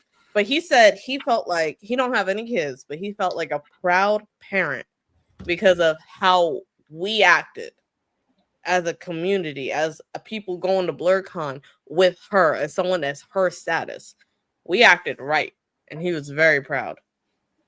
I mean, so I met Hilton at a different con one time, and I told him, I was like, yo, out of all the cons I've gone to, like, this feels the most like, this is the best vibe I've been at. And he's like, yeah, because it's y'all. It's not necessarily me. All I do is put this together. I come up with a theme. I make sure everything's safe. I do my part. But y'all show up. Y'all bring a vibe. Y'all bring the people. Y'all bring the stuff. And you tell people to come. Like, I can't manufacture this on my own. You have to make this happen with me. And you guys are great at doing all of this and making sure everything happens well. And that things are, run safely and smoothly. And like that helps because showing that like these celebrities can come and they can party, that leaves it open so that other celebrities are huge nerds. Usher put up a post about him about Gojo. There have been like so many references in songs and movies and other things just because these people are like they're fans. Waka Flocka did a whole thing about like which Pokemon he thought was better. You see these people come to DreamCon. You see these people come to these different places. Blerdcon is next. Like, Freaknik is open to interpretation. And our favorite artist, right? No, you know what? Be careful. Be careful with that word because that video on someone posted from the closing ceremony of them announcing the theme for next year got over 152K views on TikTok. That's bringing like, a whole different crowd of people, and it makes me very nervous for next year. It always does. Like, I always wonder how people, when it's your first time showing up, if you get the wrong vibe or if you expecting the wrong thing, then you come in with the wrong intentions, and it's like it only ever takes one or two bad apples to make it seem like this is what it's all about. And it's like we have our own vibe, we have our own culture, we have what feels like a thriving ecosystem. You don't come into Blerdcon thinking you're going to be the one. Nah, you want a mini. Like, right. You don't know these people and they don't know you, but everybody comes together for like a great time. And we're just, everybody's one family. Everything's happy. Everybody's great. You're happy to see people. You happy to just enjoy. Like, I've never been to a con like Blerdcon, and I've been to a lot of different cons. I think Feel that's like I'm really with cousins for sure. At least for me, it feels like I'm just around my cousins. It's Yeah, Yes. like a big family reunion. imagine. So, and this is what I did. See, I brought. I hate saying it like this, right? I brought one of my white friends. I had to say it like this, right? No, say it's You your got white hired. friend because he's my third favorite white friend. That's my brother. I can't let you talk about him like that. That's legit. Yeah, So I like him. I like him. He's cool. you can like him He's if you cool. want. That's mine. That's mine. I put my name on his Sorry, back. sorry, that's your Mine, white boy. right? My I'm white- sorry, thank you. master. I'm sorry, master. Damn right. You're damn right. Anyway, Mass- he don't really Massive, get not- out much and go to a lot of cons. And you know, we have a couple of cons here in Virginia, but this is his first time. First off, venturing out. Second time venturing out to a con, and then this one being Blerdcon. He did not know what to expect. He was like, I hope it's really good because we've grown up in the same like neighborhood all the time. So, and this is a predominantly black neighborhood, so he's used to it. He's always like, you know, he's tall, he's white, obviously he's gonna stand out. So when he came in, he was like, I don't know what I'm expecting. I'm just kind of like lean back, don't let nobody see me or whatever. But I took my eyes off him for like maybe 2 minutes. He's outside chatting it up with everybody that he knows. You guys met him. He's a chill guy. He's lovely. He's great. At the end of our panel, because he wanted to let us know, he said this is one of the best things he's ever seen. He loved Blerdcon. We're driving home. He's tired as hell from partying and drinking because he does not respect his body as a temple, and like I do. And he said Yeah. He said, I thoroughly enjoyed myself. He was like, I love it. I loved every bit of it. He felt more at home than he's ever felt like anywhere else, even at like, because we've been the MagFest the year before. He said, I felt more at home just there. And he loved it. He loved it so much. He loved the people. So, I mean, that's beautiful. I saw him outside and he was just chilling. And I love the vibe that Blerdcon has when it comes to new people coming in and people who are not black, who are white or Spanish or Asian coming into the community, and we're just welcoming there. We don't really care. Welcome in because they know their place. Like, don't come in starting shit. Don't come in thinking that you run shit. Do not come in like this is your house. You walk in like a visitor, you kick off your shoes, and you see what everybody else is doing, and you follow suit. If you came in to support, if you came in to buy, if you came in to go to panels, if you even came in to see a celebrity because you like, yo, I resonate with Janelle Monáe. I wanted to meet her. I wanted to do whatever she was. I'm there for it. I understand it. But just don't come in acting a fucking fool because we will bounce you the fuck out. Fair. Sorry, I have Spanish ladies yelling in my ear right now. Oh my god. What? AEW. Oh. Sorry. Oh my god. Sorry. If you don't know about me, I have a wrestling Discord that I stream wrestling, but I also do watch wrestling. Nothing will get in way of my wrestling. I will watch that. I was watching it during Blerdcon. I was watching it because I love wrestling. I'm a wrestling girl. One of the conditions of working with T. I went on a date with a man and I told him wrestling's happening right now. Either you're watching it with me or you're just gonna sit there and be quiet. He ended up liking wrestling, so it worked out. I'm sorry. No, because I do come off aggressive as shit. So like I do be saying I'm sorry. That's probably T. He's like, damn. She's like, I'm sorry. I'm sorry. Like I'm sorry. But Blerdcon was a time. It was fun. I'm excited for next year, but I'm also nervous for next year. It's just, especially since VIP is $300, and they only have probably as of now, like maybe less than 20 tickets left available. Listen, I bought the VIP. Damn, look, I wanted to, but I'm just like, I'm not in T's tax bracket. Apparently, bitches ain't. Yeah. I'm not. That's what T's telling me. No, at the end of the day, I see it as I am donating towards a all-black con that needs to keep on running, and it needs to keep on growing, because this is what we as a community need to feel safe and welcome to that. So that's where my mindset is for that. I was pissed about the squishy eyeball and the 2 damn straws that I got in my VIP package this year, but that's just besides the point. The shirt be comfy. I wholeheartedly agree with everything you just said in regards to supporting this con and, you know, making sure that it can go on into next year and all of that fun stuff. But the way my checking account, the way my checking account is set up right now,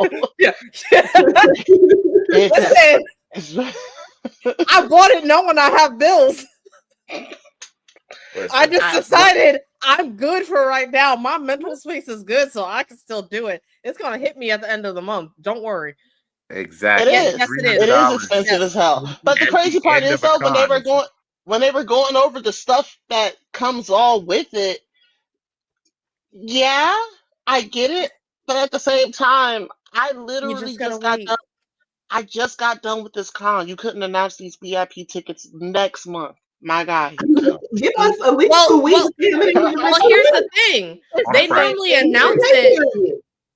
Normally they announce it at the closing ceremony, which is why I go to the closing ceremony. They normally have it there, and they have like a QR code, and they're like, hey, the discount's going to be good for 24 hours, 48 hours, because maybe some people couldn't get to it, or the internet, or the Wi-Fi, or whatever. Normally they have it there, but they announce, oh, by the way, you're not going to, what the fuck? It's Jay coming in. I know, but it was such a reaction that he's here. They didn't announce the ticket sale until Wednesday, and then they're like, all right, Wednesday's here.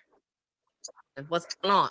And either you got an email with a discounted code for general, which made it from $100 down to $80, or you just had to wait until they announced it, and then you were able to get your tickets.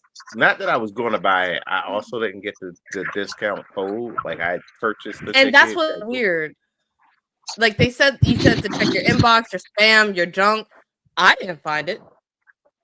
I checked. I didn't get not a damn thing either. And it was for all the people who purchased a badge for this year. Yeah, not a damn thing. Hi, Jay. What it do, big dog? It's Papa J. Leave it in. No pull out, gang. It is indeed. First off, I'm like the last person out of everybody in here to have a kid, so I can't be Mr. Leave It In. I don't have kids. I'm sorry, T. I'm sorry, y'all don't have kids. Jamal's technically Mr. Leave It In. I never said a word. Nigga, you ain't gotta say shit about me. I never said a word. You were waiting on me to say something. All I did was say the best saying that they don't have kids. I didn't say a goddamn word. This nigga was waiting on me like, you got the most kids. In terms of count, if we're being most accurate, that would technically be you. And that's why I didn't say shit. I mean, you ain't never said a word. Far behind, Dwight. What you mean? I only got 2, and I'm done. Exactly. Like, I'm done. Exactly. It's take a lot of convincing, and I mean a lot of convincing. Look, I mean, we got 1.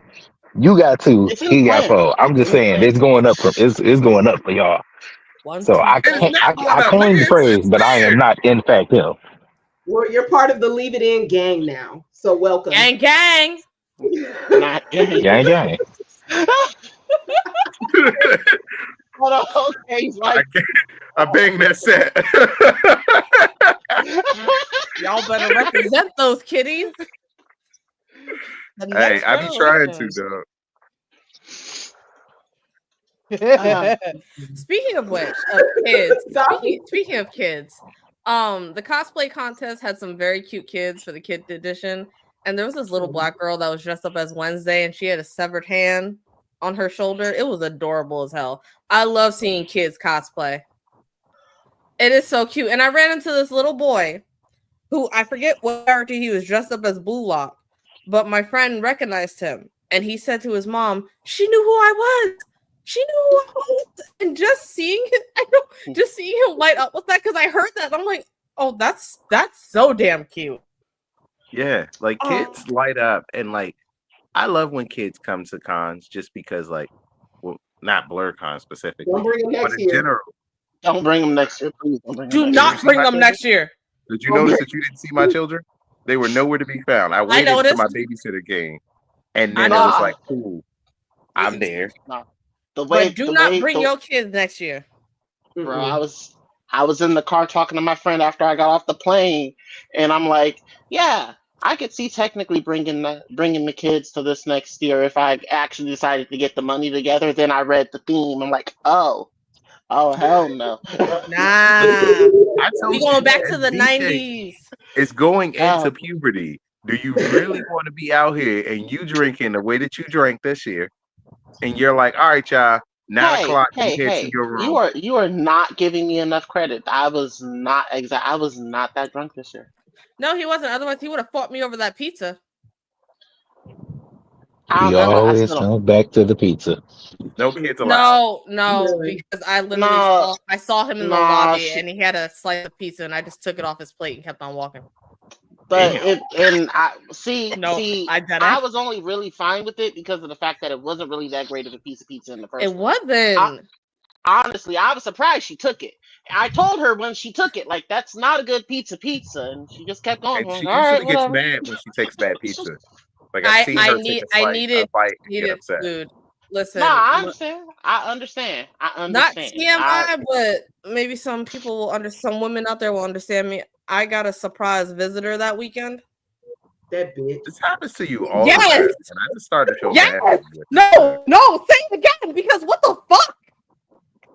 Like, at this point, I just feel bad for you, big dog, because you bought an extra room just to be able to enjoy your time, and then, like, for this to happen again consistently, you got it. You're gonna have to. I planned it out, but it still came. It said, "Oh, haha, you ain't gonna have no fun." I mean, I still did. There were some people out there that wanted to run red lights, so shout out to all y'all. All right, periods don't stop shipping sentences. But going back to Blerdcon, thank you. Real quick, did anyone go to the dealer hall or the vendors hall at any moment? Yeah. And I spent entirely too much money. Thank you. No, but okay, so Dwight, this was your first time. Normally, especially the other 2 rooms that they had, it's only packed in there. There was not that many vendors this time. It wasn't. So I've been to cons with more vendors, and that's crazy. Yeah. Like, last year, they left a bad taste in a lot of the vendors' mouths. And, like, they complained a lot. And, like, Ray did vendor last year because obviously an artist who makes his money at cons, but he was like, nah, this time I don't want to sell art. Like, I'll sell it out of my bag if I have to before I'd be downstairs not making any real money and missing out on my con. Because they started to expand, and when they expanded, they don't tell you about all the dealers. Like, I didn't realize that there was a vendor over in the Hilton. Like, and that was the vendor I wanted. Yeah, they were selling Funko Pops and games and whatnot. I did not know there was like even one. I didn't even realize there was selling anything in the Hilton. Yeah, I had went over just because some friends of mine do the Pokemon. So shout out to them or the Tajiri region. I went over to go see my boy Kendall, and when I seen Kendall was like, "Yeah, you know, you got Funko Pops over here." I was like, "Where?" We walked through, we seen them. They were market price, so you know, I wasn't about to get any, but like, that was my first time learning, and that was on Saturday. Oh wait, that was the only thing that they had over there. Was there more vendors than that over there? No, but I mean, it was a pretty sizable vendor. Like, they still had like that should have been that should have been with the rest of the floor. They had enough space in the other ones because it was so empty. They could have stuck them over there. That one room was kind of like I know there could be a table here. Listen, There was the only one that was popping like that was the Blerd joint. Blerd had everybody walking around in pink and blue everywhere that you see. Yeah, that's true. They sold out. Mm-hmm. I remember the rooms in the back, the vendor hall. Well, the rooms in the back. There was one guy we were talking to. He was selling the Super Sentai Power Ranger stuff. I bought a whole bunch. Like I bought a bunch. He was saying, "Did y'all know to come back here? Like y'all know anything?" We were like, "Well, no. Well, we know to walk back there." He was like, "Well, they didn't see that many people through all the days. They didn't see pretty much anybody unless you've been to the con before." Yeah. Unless you've been to the con before, you know to hit those 2 rooms on the same the floor as the main, as the opening ceremony, as the game room, basically. Yeah, you know to hit those 2 rooms if you've been there before. If you haven't been there before, you have no idea. Until he was like, maybe if you're coming down the escalator where the person was doing the crochet stuff right there, and where they had, which I love, the cosplay repair right next to it. They saved my life last year. Would have had no idea. Because if you don't know the first aid or cosplay repairs down there, then that's also something. I was very shocked to see a station for cosplay repair. I remember seeing people walking around, my 2 favorite white people walking around with a sign saying that they'll repair it right where you are. But I did not expect to see an actual station. I wish that they had a room though. I would say if they had a room. Dwight, as being your first time, how did you feel they did in letting you know about everything that was there? Like not from hearing it from us. I didn't know where they were. Honestly, that was one of the things that I knew I was going to ask about. Because whenever I go to a con, it's like, all right, what app am I in? All right, go hop in guidebook. All right, where's the merch? Where's the merch room? And I got pointed in the right direction. But that being said, I've been to cons in Ohio where there were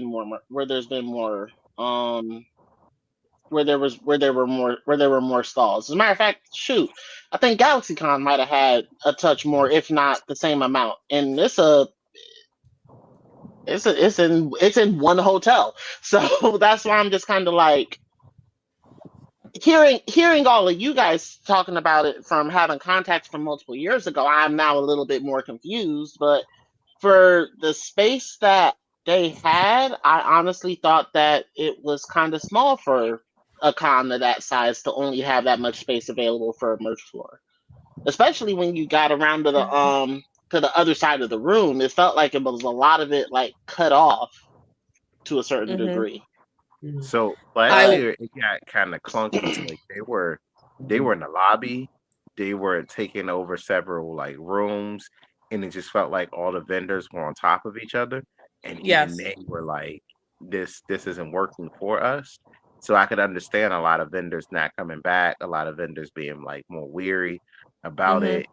Like the 8-month turnaround also probably had a lot to do with That's what I was gonna say. I was gonna give the benefit of the doubt. It's been from 7 months, literally, or 6 or however months from the last con. It was a lot to try, and even Hilton made a comment that he was gonna have all the original food trucks be there, but because of the time and the season, people pack up their food trucks, so he lost out on 2 food trucks that he would have normally had there. But it's definitely just the turnaround to go into the con right after another one. This is the first one that they did it like that, though. So I imagine with it being a full year to get life together, it'll be a bit different. And honestly, with the theme that they've got going, I expect the turnout to be something fucking nuts. So I mean, every time I get on TikTok, it's someone else asking, "How did I never know about Blerdcon?" Because you didn't need to know. Because you obviously weren't a Blerd. It's like we're going back in time to where it's fun to be a nerd or a geek. Yes. Right. It's so weird. And that's what makes me so nervous for next year, because it is basically Freaknik, but Geeknik. But now people who have never heard about Blerdcon, but they're seeing maybe videos or they're hearing different stories about this con, and now they're going to come, and it's like, oh, this is going to be... I'm nervous. Like for DreamCon this year, I am nervous because of the CreamCon whole thing, which, something for later. Something for later. No, it's a thing that goes around. but it makes me nervous for Blerdcon next year. Like, I'm excited, but I'm also worried about how it's going to go with this new interest of audience. Yeah. Yes. Like, how do y'all feel about that, dude? Does it feel more like we need to gatekeep our like private secret and keep it fun, or does it feel like we should stay inclusive and allow the I outside mean, world to come in? Gatekeep it. It's Blerdcon. It's. I don't know if y'all follow Kev on stage, but he has a meme, and he screams, "It's for black people anyway." Gatekeep it. Gatekeep it. If you this is the entrance fee. This is the entrance fee right here. So let's. Hold All on right. So now, we can have different colors. Some of us are a little bit off the let's move spectrum. Melanin. Let's say I'm about to say, turn your hand around. Turn your hand around. Show the light side. Show the light No, side. this side is the entrance fee. This side is excluded. Wait, so This is not for this side. It is for this side. But so I brought you may not have heard, but I brought the other Josh. You brought the DEI hire. It was not the DEI hire.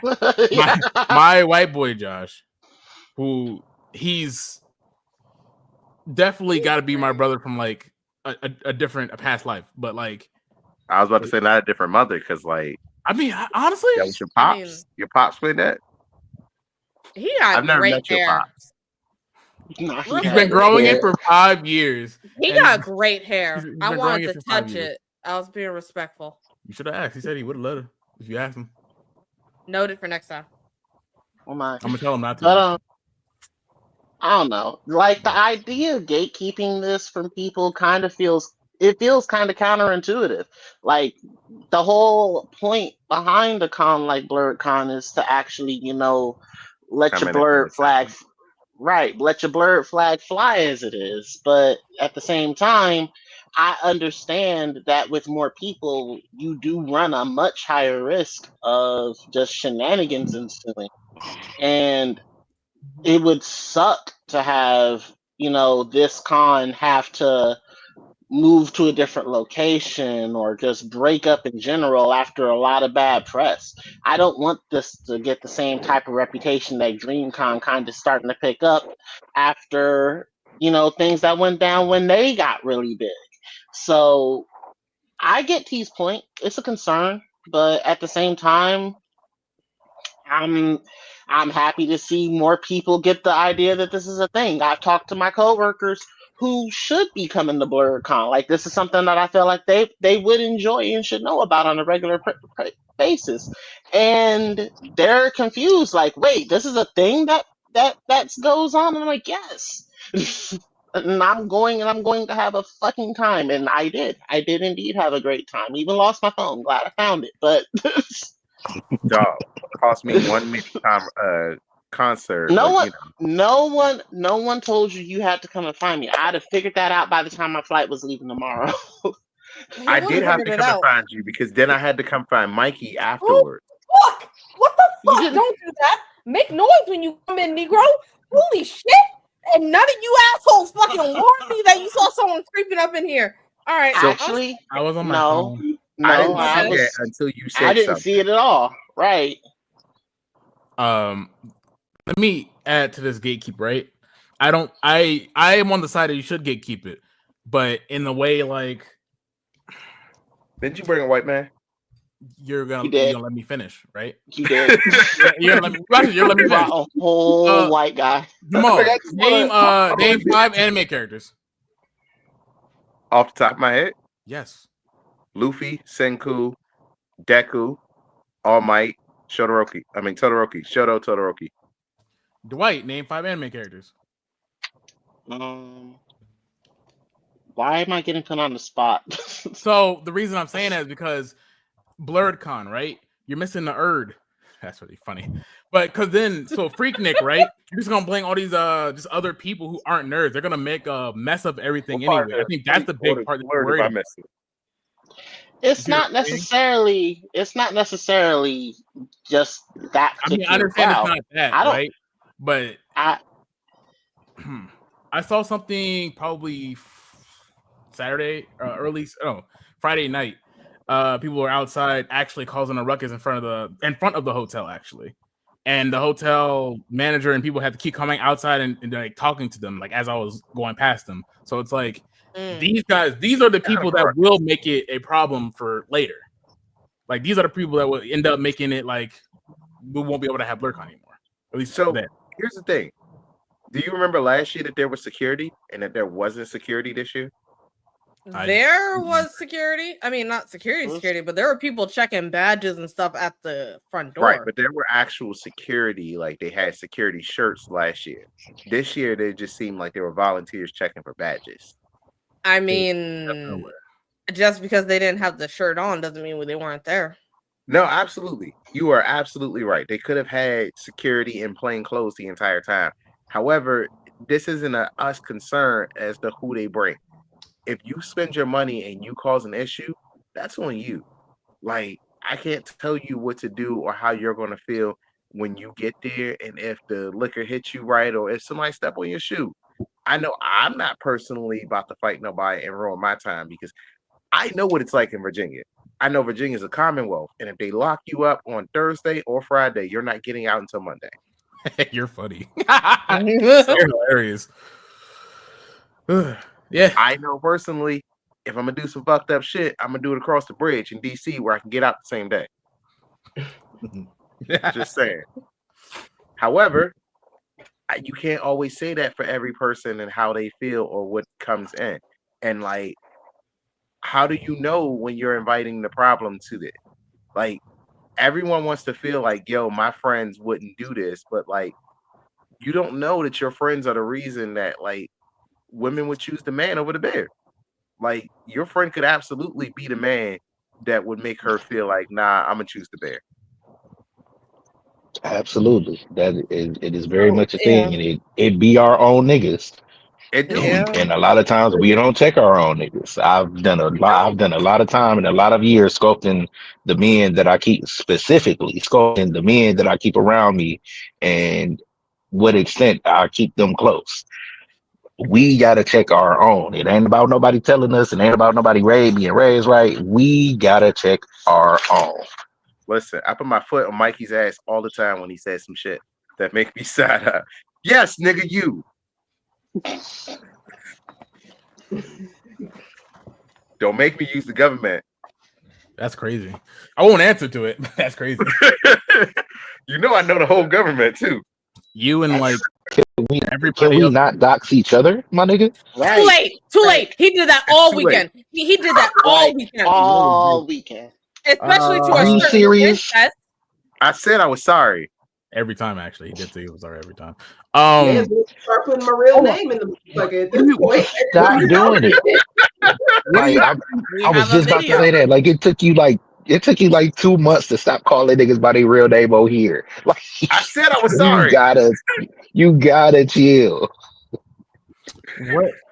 What do you have to check? That can't be your go-to. I'm not opposed to you having a way to get on Mikey neck. Just don't do it with his personal information. I'll say, what do you have to check me on? I don't remember saying anything too bad. Sometimes I got timestamps here specifically labeled with your name. You're a liar. Listen, the roll taken is already on. Note taker is ready. It's great. I don't say anything too crazy that you don't need to check me on, like to pick between man or bear. I definitely am very pen careful. Pen to paper right now. Yeah. Right hand on this Bible right here. That's obviously here. Is that a Bible or is that a video game? That sounded like sounded like a desk. It sounded like just the desk. That didn't sound like a book. It sounded harder. It's my ID for work. Yeah, see, already lying. You swear on that job that you hate, right? You don't give a damn about that job, and you know it. So why? Exactly. He hate that job so much. I hate the people. No, he doesn't. He does not hate the job. He hates the people. He loves his job. He wants to keep his job. I own a Bible. I own a Bible. I'm not. She's the villain. She's been to his house. I'm the wrong. I'm not that. I don't have that religion. That's not what I follow. Mikey knows what a Bible looks Hold like. on, time out. No, you don't follow that religion. I know ma'am. best friend. I know you not talking. I have a different thing. Ma'am. It's not here. I mean, it's not here around me. I have. She was raised Catholic. I was raised Christian. We grew up in very religious households. All right. That don't make a difference. I know, best friend. I know you in real life. Let's not go throw that heathen word out there. The people who grew up in the church are the freakiest motherfuckers. Hands up. I'm not putting my hand up. I'm not putting my hand up, and I refuse. So. Oh wait, I grew up in the church too, y'all. That's why you got a kid now. That's why you got an espresso machine now. On that note, you want to know something really funny? What? The Jasmine, do you remember the? He did it, dude! Let's go! 2 for 2. I'll take that one, but only to show how long I've known this. I know I'm gonna get cussed out. Yes, you are. That's fine. I'll take that. You remember the first nickname you had for me when we met? I told you what you were back when we were 13 years old. Yes, I remember. I don't know what. I know it. I'm not recording anything, but you can tell me. The truth is the truth. I mean, Mikey, I don't know. I feel like you were born a degenerate. To be honest with you, it might have been the third time I was dropped on my head. Third? Yeah, the first two like set me you were right. dropped a lot. Often, actually. Probably on purpose. Like Mikey's I'm not gonna act like I'd be slap his head surprised. against the wall when you put them down. On purpose is nuts. Just dragging him along. Like, goddamn, kid, I didn't mean to slap you. Well, I wouldn't have said that. I'm pretty sure it was more like, dang, you got back up? Crazy. Sorry, that's some real childhood trauma here. Right. Foremost, hold on. Wait. I've already I was really hit before that. I've had a traumatic, like my, you know what? Or, yeah, but like sometimes y'all didn't believe me. Now we're getting Mikey's villain origin story. I don't know why y'all didn't believe me. The reason why he is known as Mikey the villain. I have all the reason. It's fine. It's whatever. Oh Lord, it's fine. You know what? After this, we need to have like a trap house therapy session, and we need to come together and put Mikey in the center, and we need to just hug him. Therapy or intervention? Which one do y'all want first? Because be honest, actually both. Shit, we need both. Intervention. We need both. You definitely need an intervention. I feel like mine's is next right after yours. Then it's gonna be like, all right. And now that we're done with this, you motherfucker, we've had enough of you. Like, yeah, fuck that guy. And then everybody turns, and then it's like, all right, now that we're all here, we know what we got to do about Jamal, right? Now that we're all here. We've all been gathered in this circle, and this nigga's here pointing a finger. So now that it's time to just go ahead and do the thing. That's fair. Completely fair. Yeah, I know y'all about tired of my shit. I feel it. No. I'm very. She don't lie to you. I'm not. Yes.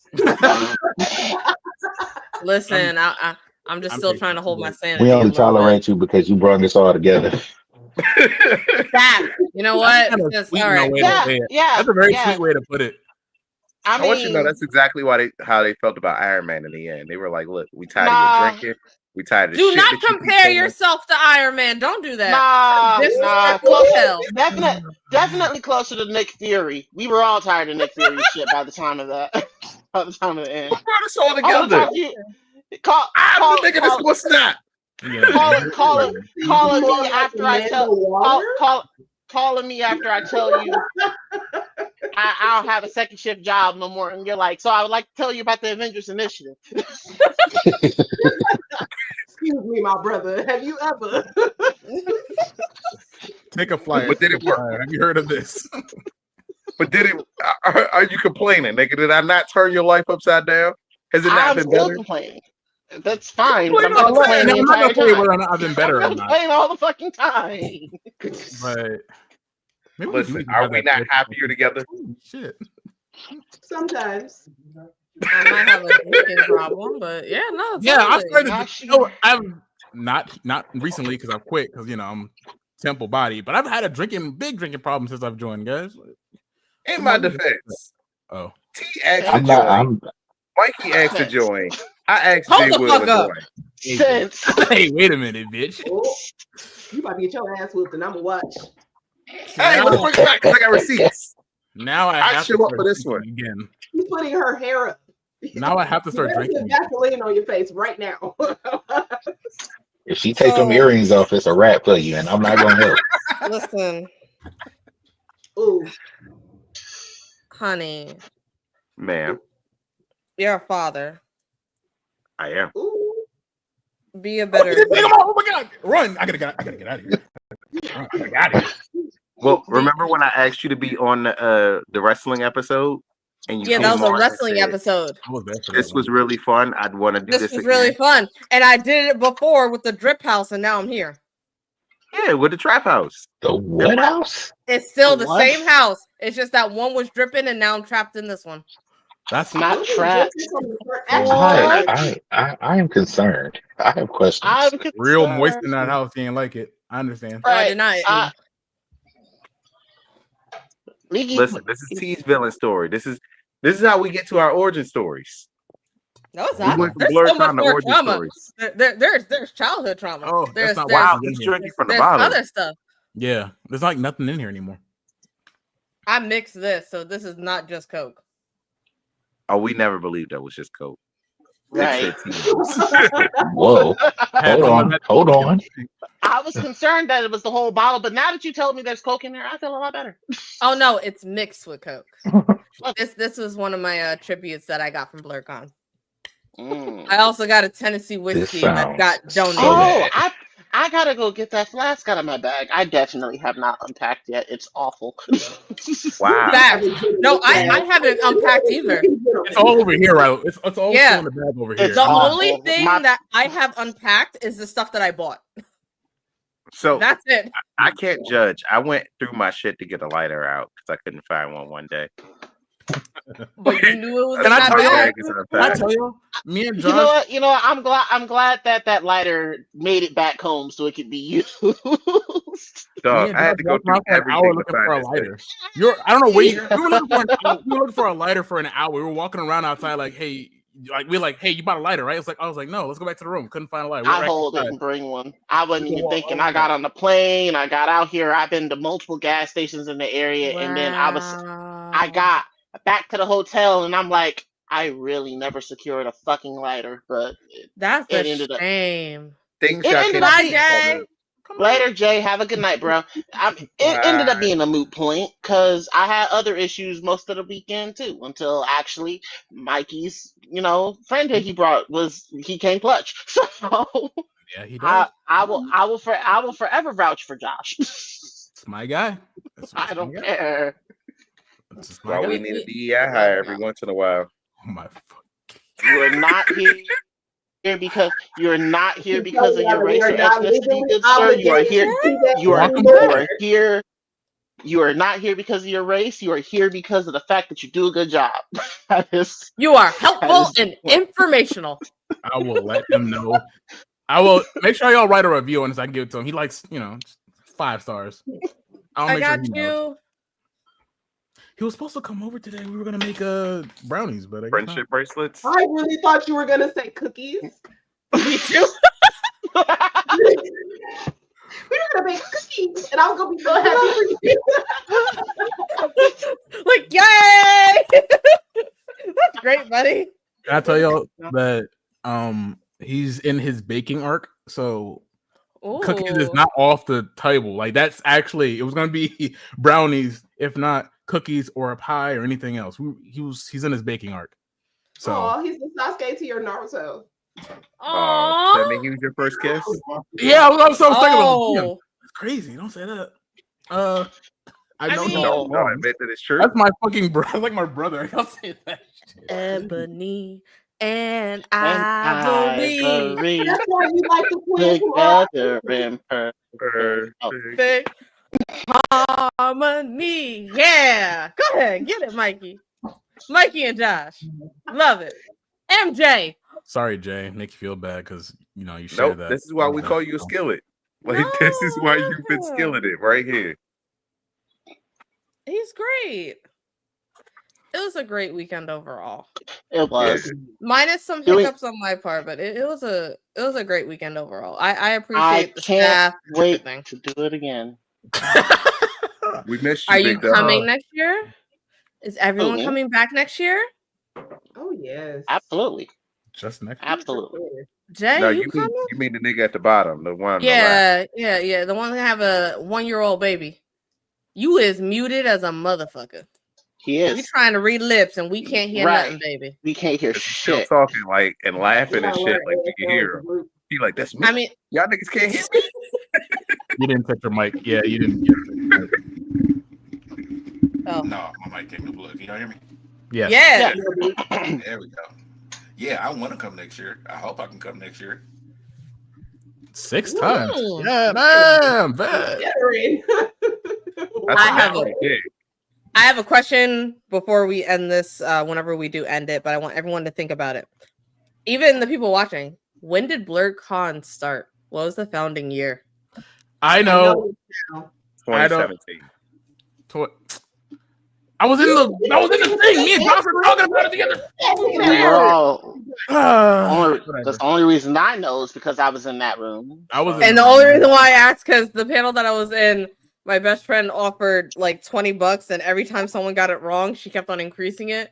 And then she gave it to like the last 3 people, and they each got like $40.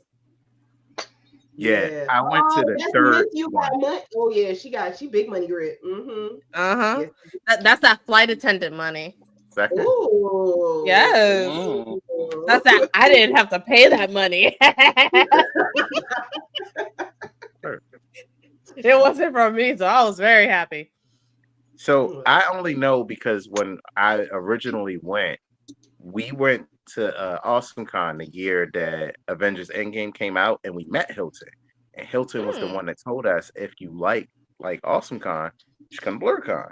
So that was in April. Blerdcon was in I think June that year, July that year. Brittany was still like super pregnant, so like we decided to come with my brother Alex, and we were all like, "Yeah, let's all go check this out. Let's go have some fun." That motherfucker, we split a room with him. I seen him maybe once that entire weekend, like, and that was the end day.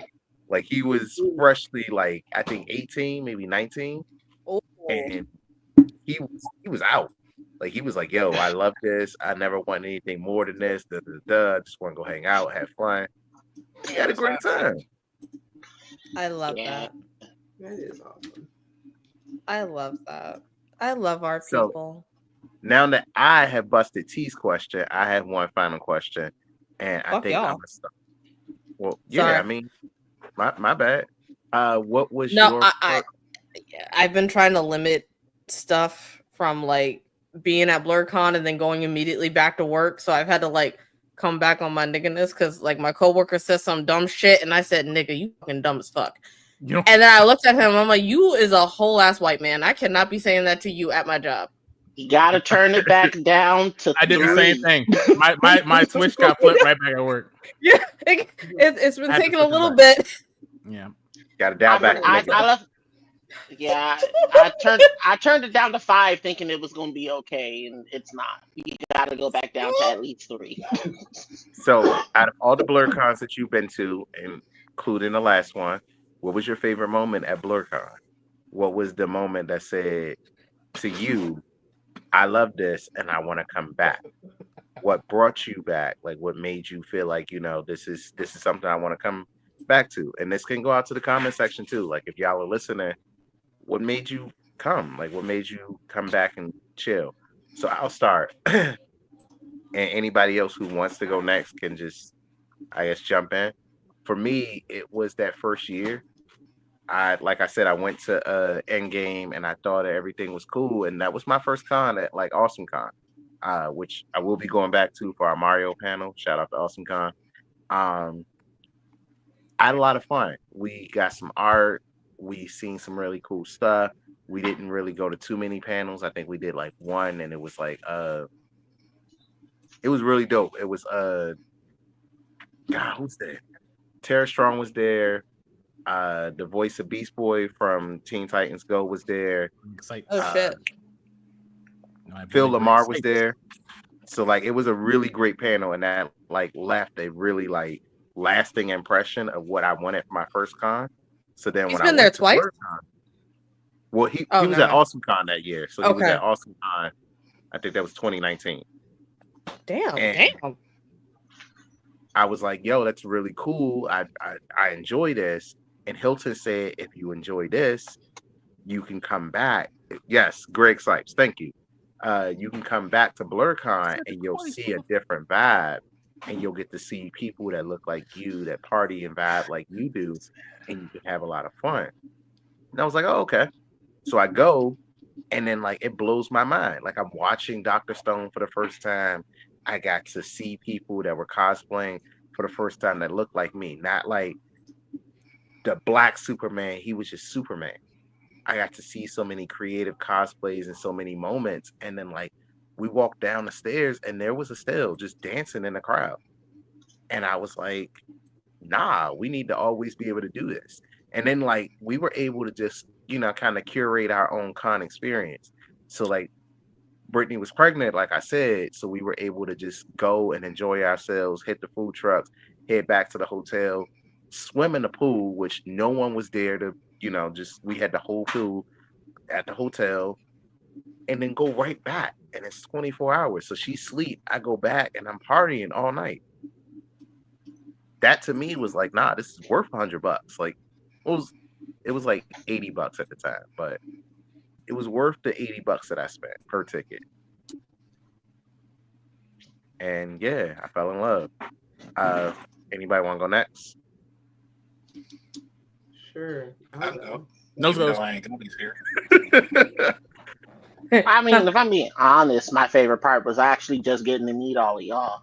Like Aw, so like sentimental. Yes. but I mean, it's the truth. It's the truth. Like it's weird that there's a place that all of us, like whatever circle that we're floating around in, like it's y'all here, and then I got my Pokemon friends in a different building over there. They running the show, and I'm like, I know these people, and it's actually nice to actually realize that there's a spot, even if it's like for a weekend once a year, where you get to go chill with your people, and it's not bad. I mean, I've been to cons before, and for what it's worth, Blerdcon is indeed an anime convention. It's beat for beat, bar for bar. It follows the same basic formula as the rest of them, but the vibe is so. It's different. It's different. I didn't think that it was ever a situation where I would actually kind of go to a con by myself and just kind of fold into it, and it didn't feel othering, didn't feel like none of that. It was yeah. I'll be there next year for sure. For sure. Especially considering I didn't get to go last year, and the theme was beach, and it was a situation where that was the same summer that Not Like Us dropped. And bro, it was so hot, and like it was. Oh my god! They I not don't like care. us. It should have been me. It should have been me. But I digress. Looking forward to it.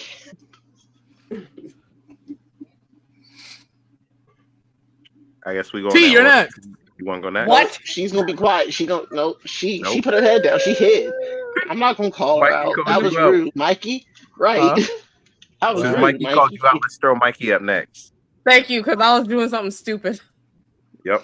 Let's throw Mikey up next. Called her out. It's Women's History Month. This ain't about you. Kiss.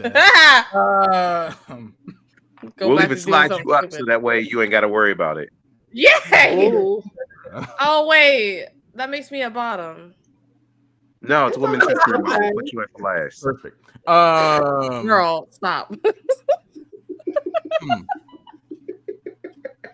I can't just say that time I got really fucking zooted out of my mind and got stuck on the 3rd floor. So I'm not going to use Absolutely that. not. Last year was not the greatest year for you. Wait a minute. How did you get stuck? I couldn't get down. He didn't tell you about that time last year?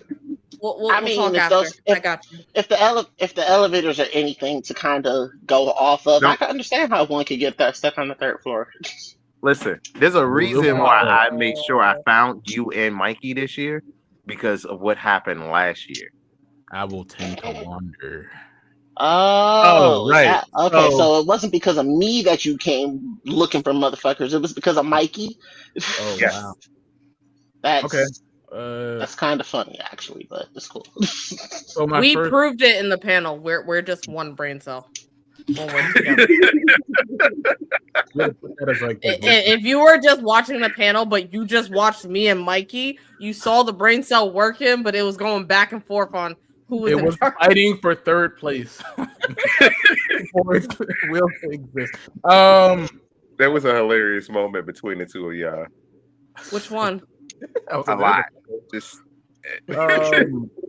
I'm sorry. I was fighting for my life, and y'all were fighting for a microphone, and I was like, "This isn't fair. This isn't fair."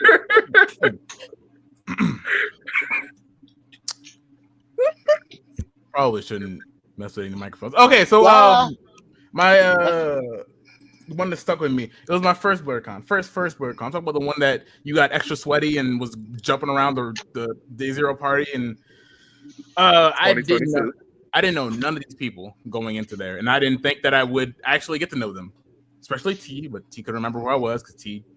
I'm gonna hold that over your head forever. I have a bad memory. I'm Dory.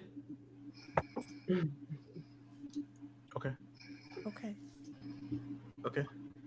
Anyway, I did kind of walk him into a room and just say, "Hey, everybody, this is Mikey.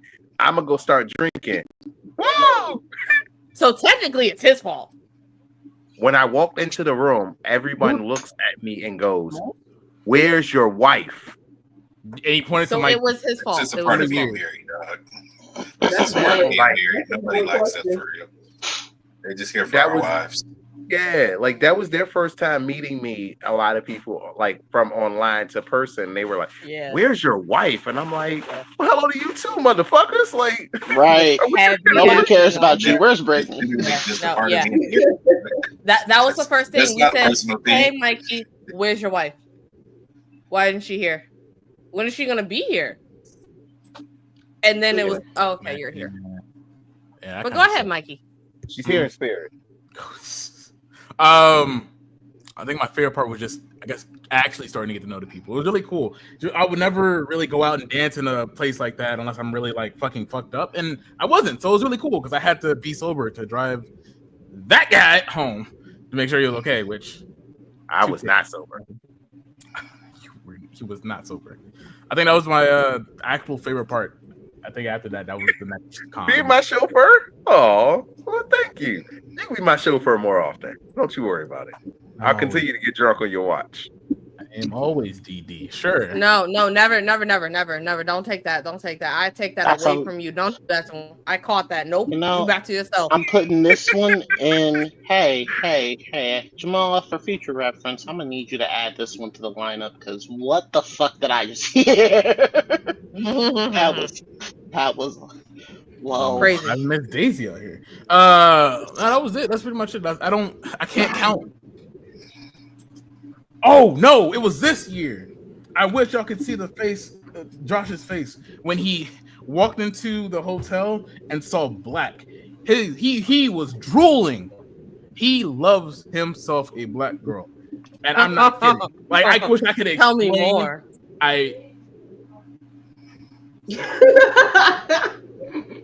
I'm sorry. He has a really specific type, like a really specific type of black girl, and that's all he saw pretty much for the weekend. And a my really specific type of black girl. Yeah, you're not helping his case in this situation. Where am I at that? I'm gonna ask the question. What is it? What is it? Yeah, what's the specific type? The type he can break. What? Huh? Yeah.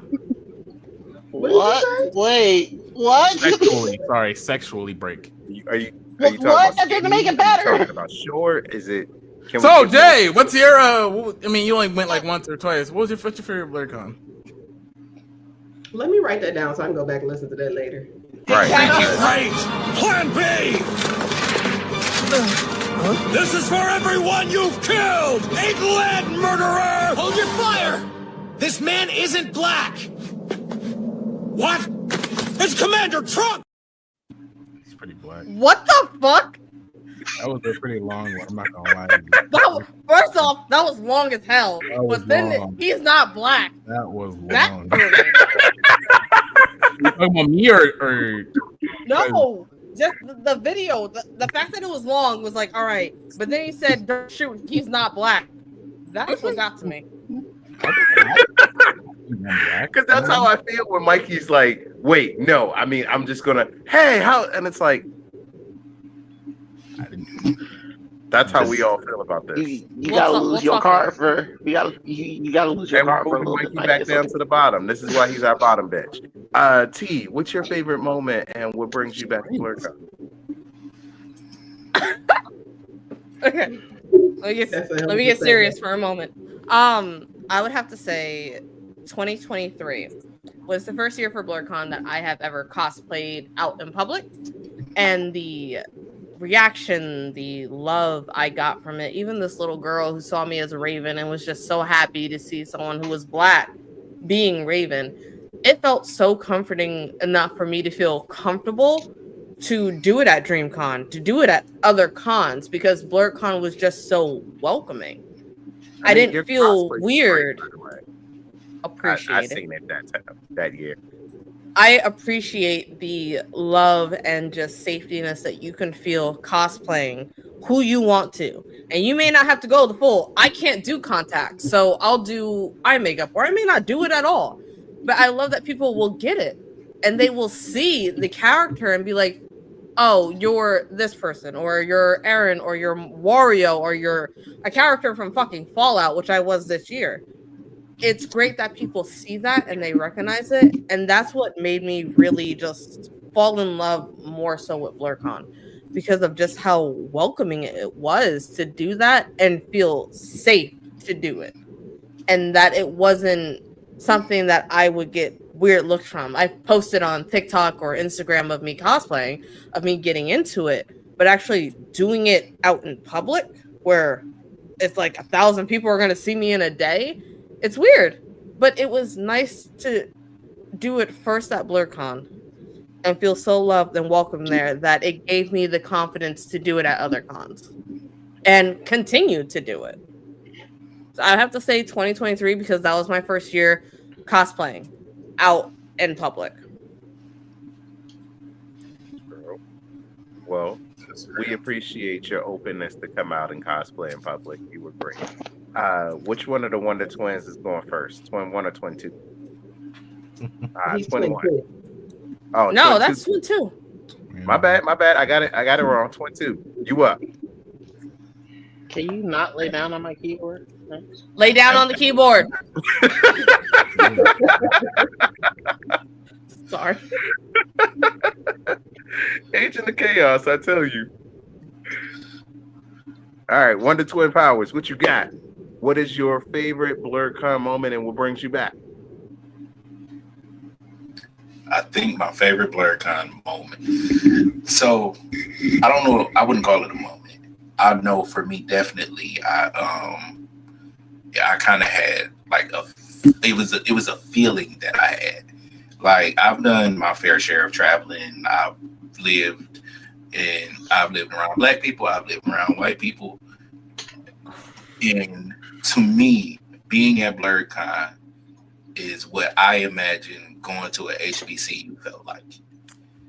Yeah, I Brittany says look that around and all I see is people that look like me. I don't have that passive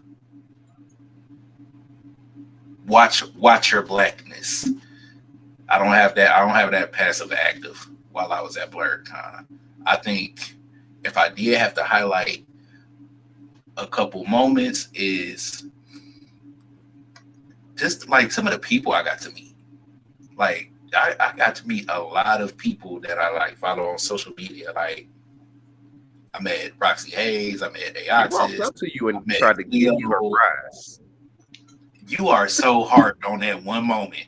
I had so many other moments. I met Brandon Edwards, who's a producer in one of the studios that I follow in LA. I met Cleo Thomas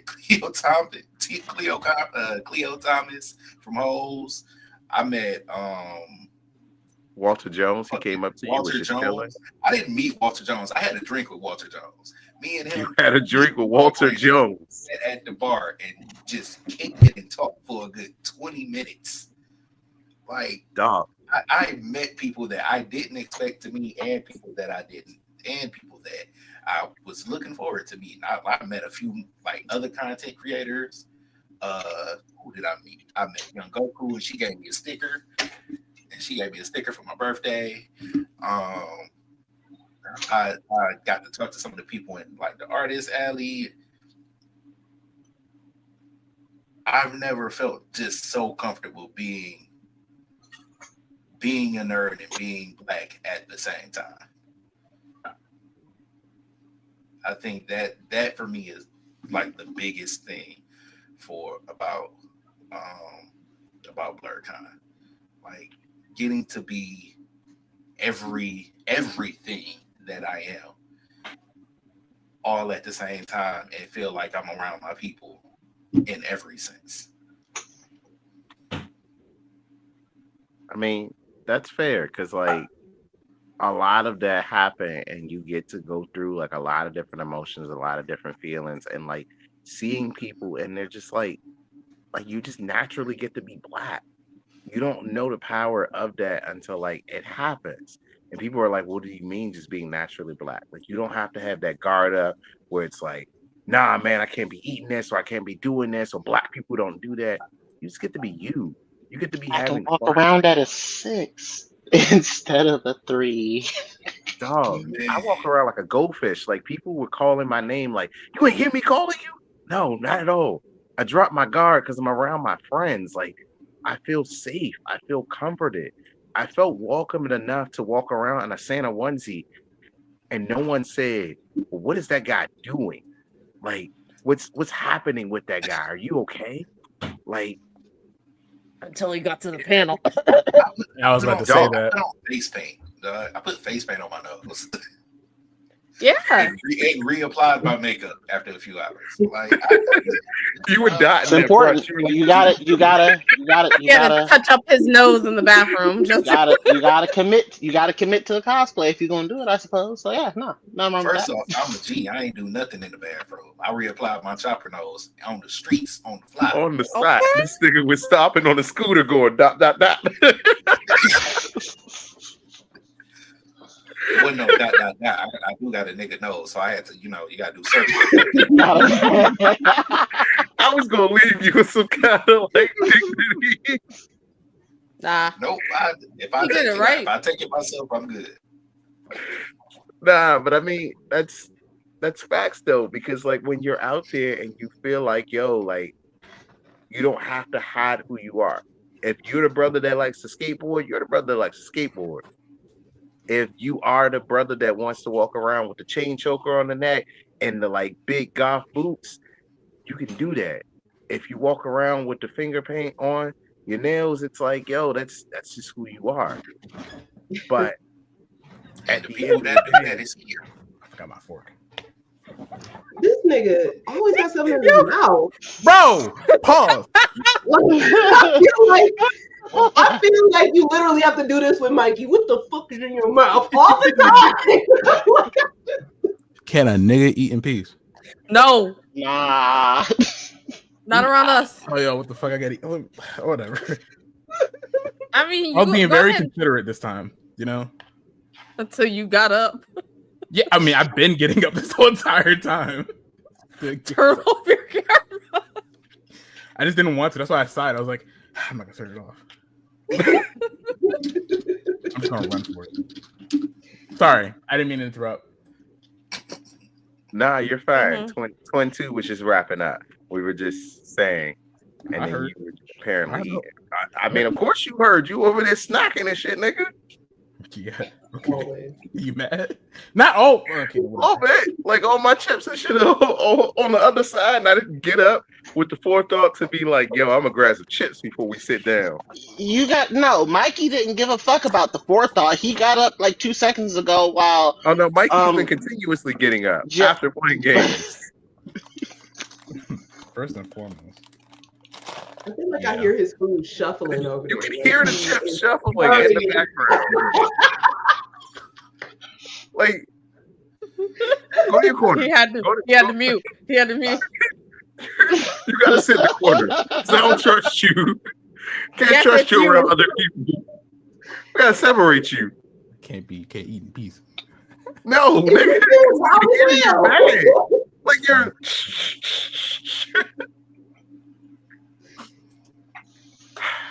Last but certainly not least, he shuts off his camera.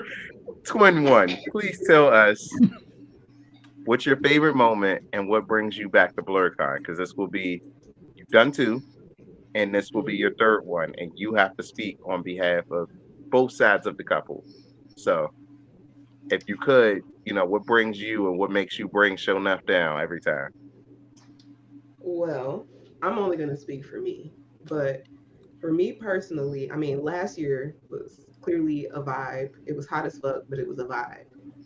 But for me this year, I think the moment that stands out to me is Shonuff and I were walking to go get more liquor. And we had a lady literally chase me down. I had on my Sesshomaru cosplay, and she was like, "Oh my god, my girlfriend wants to take a picture with you because she finds a Sesshomaru every year." And like she chased me down so her girlfriend could get a picture with me. And then I ran into a little girl who was dressed up as Kikyo, and she was she was damn near in tears. She was excited to see me, and just I mean, I would say that was maybe my not my first time cosplaying, but the one that I put the most effort into so far. I mean, it was fire. You look good as fuck. It was fire. You came out. I was like, "Oh shit! Okay, I see you, right. princess." I didn't even realize it was you. It was a great Sesshomaru. Me either. Until you started Yeah. talking in the panel, and I looked at. Oh shit! I know. I looked up and like seen Steven and then realized that was you. That's how I knew it was you. I tried very hard. I put contacts in my eyes, and I understand what you're saying. Yes. I was dedicated to the cause. I had shown up drawing my damn crescent moon on my forehead. Yeah, you did that shit. Yes. Oh my god. Just seeing that my cosplay made other people happy, the same happiness that I feel when I see my favorite characters at the con. I already knew I was coming back, but just getting that response and making those people happy, I know I'm coming back next year. And I know I'm going hard next year because I just want to make somebody else's day. Like that did it for me. That made my entire Blerdcon this year because they were just, I like making people happy. So that works for me. It was great. Yeah. I don't know. He was, as his Okaroon, some young lady went by and was like, "Ooh, it's a fine Okaroon." So I guess that would make his day. So I will tell you, for me, like it was funny seeing you like team up with the other Momo in the Jeopardy panel. That was a good moment for me, like watching that. Just in general, like having so many of our friends in one room. Oh, Black Jeopardy was something else. Shout out to Brittany and Asia. That was like one of my favorite panels. It was so fucking good. Dog, the screen went out and they just kept rolling through the punches. And they were like, and then this black job for 100. And I was like, yo, they are constant professionals the entire time. They kept it rolling. Nothing slowed them down. Nothing stopped them. Like, and I appreciated that because like there were a lot of roadblocks that we kept running into, and like they weren't like, yeah, nah, this is gonna stop us. Michelle jumped up on stage. Shout out to Michelle. So quick fact about Michelle. Michelle started out as like one of our friends, and like she watched the show, and that quickly bloomed into we met her at Blerdcon. So like we had another co-host on the show before, and this is Rich. So Rich is like, "Yo, Michelle's at Blerdcon," and we like, "The fuck is Michelle?" He's like, "Michelle from the comments," and we were like, "Oh shit, you get to meet your hater?" And we meet Michelle for the first time, and this was 2021, because in 2022 we did our first panel, and that was the year that Mikey came and we did everything. But in 2021 we met her, and then like we've been instant friends ever since. So she jumped up on stage, she got to help out. She's coming back to do the episode tomorrow. That happened to me last year. Michelle, shout out to Sparks. Because like shout out to Sparks, because that's my dog. I don't even remember how we started talking last year.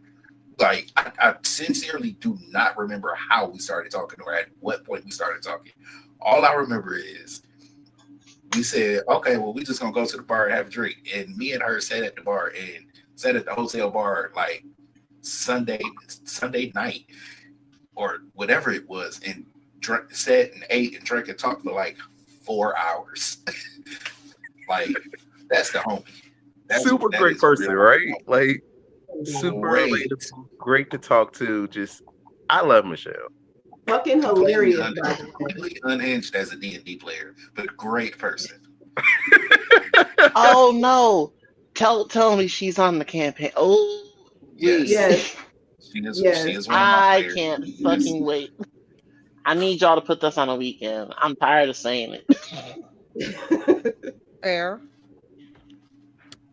But yeah, we'll see how my weekends look over the next 4 weeks. Over the next 4 years. Right, the next 4 years. That's a wrap for you, my real. guy. Yeah. Yeah. Hey, look, I'm off work at least for the next 4 weeks, so I'm sure I can find 2 hours for y'all.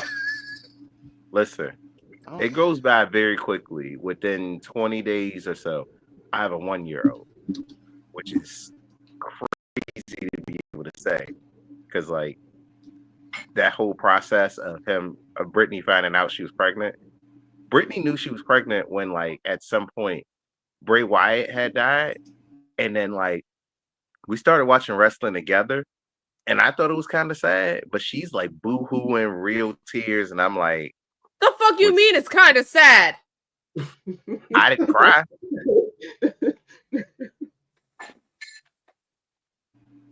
I wasn't about to break down the tears over it. I wasn't like, I miss Bray Wyatt. I thought it was sad, but I was not about to cry real tears. Brittany was in like boo-hoo. I'm really out here crying real tears, sad, and I didn't feel that, and that's when I knew, oh my gosh, she might be pregnant. Hello. I mean, we all thank God, but we definitely cut off halfway through that story. Listen, at that point when she said that she was pregnant, the fact that he's almost 1 is just, it's insane. But for his first birthday, we're taking him. He obviously won't know this, but we're taking him to go meet the host of Blue's Clues the day after his birthday. That's going to be his gift of going to Awesome Con. So we're going to go meet all the Blue's Clues. All I heard was Blue, and I'm like, oh, Bluey! I got so excited for it then. I thought so too. I was like, I'm so love Bluey with my big ass. Oh, bro. I mean, Bluey's on the con circuit too. At least the voice actors of Bandit and Chili, that's my next on my list of people that I want to go meet. I have a whole list of people. Like, I probably have to post that at some point. I'm going to meet Nirko this year. She's coming to a con near me. I never not let Mikey remember that I met Johnny Young Bosch when he really wanted to. So many celebrities. There's so many people still on the list of people that we're going to meet this year. Christina B. I'm going to go get my Killer sign. I'm very excited about that when he goes to go meet Blue's Clue. When we go meet Steve, I'm going to go meet Christina B. that same weekend. So that'll be really dope. But yeah, Blerdcon was a move. We had a lot of fun. Next week we have a great guest signed up. We have On Key Cosplay coming on for next week. Hey. So That's gonna be a lit conversation. That's one of my favorite follows right now. listen, sometimes her adventures be cracking me up. Like I have been around as a follower since one of my friends said, "Hey, this is a great cosplayer. You guys should go follow her." I love her stories. She had this one story about how she went to Arby's, and it cracks me up every time. And then she like trolls her followers and be like, "All right, y'all. If I ever tell y'all I'm in trouble, I'm you ever looking for my trouble words? It's I'm going to go eat at Arby's because I love it so much." She had a mean rant about how she hated everything except for the mozzarella sticks and the shakes. And it's just I'm keeping Arby's in business. Listen, I'm part of the problem. I went to Arby's before I left Ohio with Hawaii. I mean, the city that I live in actually has like 3 of them things just kind of floating around, and they're still in business. And I'm just like, whatever. People out here like I can't mess. I'll never forgive them for what they did to the menu in terms of taking off like certain meats and stuff like that, because now it can't have the Italian sub anymore, and it's almost not worth going there no more. But almost, you still be going to Arby's without getting what you want. What? I've never been to an Arby's. Don't start now. Don't start now. Like it's like telling you to go try Long John Silver. Like if you've been to one before, it's already too late for you. But if you not Long John Silver's, never been to that either. Never been to Long John. I ain't Long John Silver's since I was a child. Okay. Listen, some restaurants just aren't for you. I've learned that White Castle isn't for me.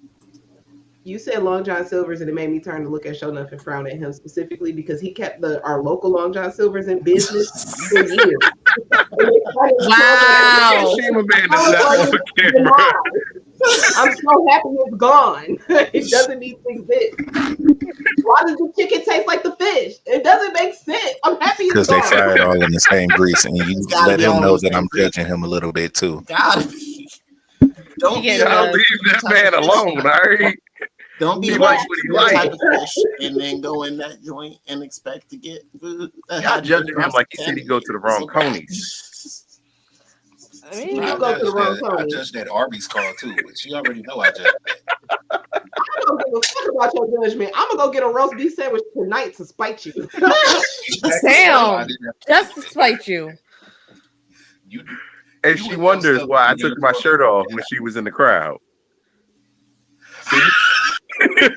Oh, the mood all changed now. You won't make her leave. North Carolina. In the stream so I can go drink. To be fair, we've been talking a whole hell of a lot. It's been 2.5 hours. We've been talking a whole hell of a lot. Time. We've all missed each other. This has been great. And if you guys miss conversations and Jesus words, if you guys miss conversations and media and stuff like this, check us out every week. We will be here live every Saturday, as close as we can be to being live and here every Saturday. And then come back every Sunday, because then we'll be back to do this same thing every Sunday. Come on back. You will see the top 3 of us tomorrow as we put Aaron on trial. I will save my bias in all my comments because I lost my voice arguing Aaron. I'm not giving y'all shit for free tonight. Y'all gonna have to come back tomorrow, check out my whole argument. Y'all gonna have to come back tomorrow, check out my whole argument, and we will get into it there. I'm not saying that I'm gonna win, but I'm gonna give it my goddamn this. I'm sorry, the baby found its way to a lollipop. It's gonna be Blerdcon 2025 Part 2. They're gonna get. I had a good fight. I fought the good fight, and I was Yeah, getting jumped. yeah. It was like JJK. They were like, "Fight back, nigga, fight back." Mm-mm. You lost as soon as you walked up in there dressed as kidnap Mr. Santa Claus. Did he not kidnap Santa Claus? He did not. Kidnap Santa Claus. He did. I told you. I Not gave guilty. the crowd all the information that they needed. So they told me at the food trucks the same thing. They said, "Nigga, No. next time it's your idea, you defend it." All right. I would have if I was there. And I would have let y'all go through 20 minutes of this of the panel before I stood up like brother. How long have we been falling victim to the white man's tactics? My brother, if I would have known you had a whole fight, I would have video chatted you because the way that these people read me, I got looked up and down. They came and they looked at me and went, "Oh, yeah, Mom, you gotta show the people that hour, man." The video will be posted. We will The have video will be posted. we will have videos, clips on the video, bloopers, which would just be me and T fucking around on the. Bloopers were throwing those goddamn rubber bands that just kept smacking people. Hopefully, I wish you could see me in T's moment because I'm behind the camera, so you can't necessarily see me. But when we finally got Jamal under control, it's unhinged. I organized everything on the desk. My OCD was acting up or something. I don't know. The tism was strong. It was so bad. It was. Listen, it was funny. It was funny as hell. It was a lot. And we had a great time. But listen, if you're looking for more content like this, we will be back tomorrow at 7 p.m. with our Anime Court episode. We will be back next week with our episode interviewing On Key Cosplay. We got a few more interviews lined up. We got good stuff coming. We got a lot of stuff coming out in the pipeline for y'all. We are hoping to keep this ball rolling. And we appreciate everybody that came out. We appreciate everybody that came out to the panel. We appreciate you guys for sticking around for this 2-hour plus stream because thank you. It's been great hanging out. I miss you guys already. I can't wait to the next con where we're all together. I can't tell you the next time all of us or most of us will be together. Maybe Anime NYC, maybe J1Con because that'll be in like Jersey. And Jersey always gets T to be like possibly. You'll possibly see me there. But details haven't been announced on that yet. I can't really tell you where, when, or how. When I hear it, and I let you know. But until then, I have been Maul, your favorite friendly neighborhood menace. You can find me at BlerdxTrapHouse on Instagram, on TikTok, on Facebook. You can find me at UAB Network. Dwight, where can they find you at? Here generally. Yeah, like I was saying, here in the Crap House every weekend, for sure. You'll occasionally find me at Anime Court. I'll be there tomorrow.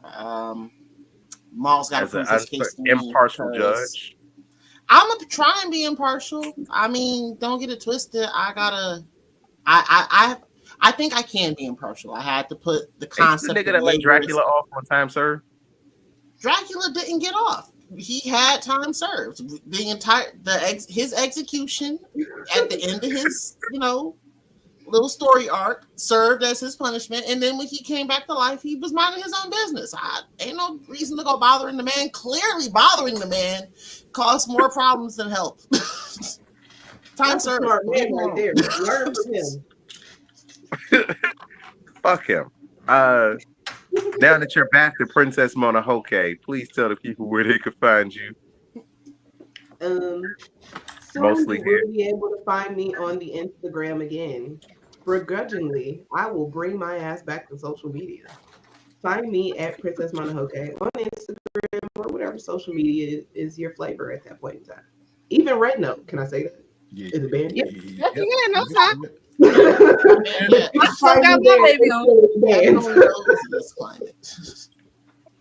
Hell yeah. True. Mikey, where can they find you at now that you over there and snacking? Oh no, sorry, I forgot put my stuff on my keychain. Shoot, you can find me anywhere at Fluke the Villain, pretty much. Twitter, Instagram, Twitch, not YouTube. It's just Fluke the Villain, not YouTube. Is Jay frozen again? Oh no, there he is. You were so stoic. That's why he had to ask. You just look so stoic. Oh no.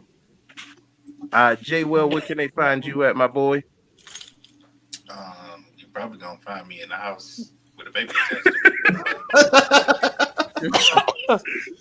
If you're looking for him, find him at his house specifically, where he won't be dropping the address, but that's where you'll find him at. Pretty much. No, you find me Jay Will the Gent most places. Anywhere gaming related, you find me the best J ever. TH capital B EST capital JAY lowercase EVA. Best J ever. Catch me where you at. Catch me wherever we at. That boy had to spell it out for you just in case you needed it fanatically. I have it now.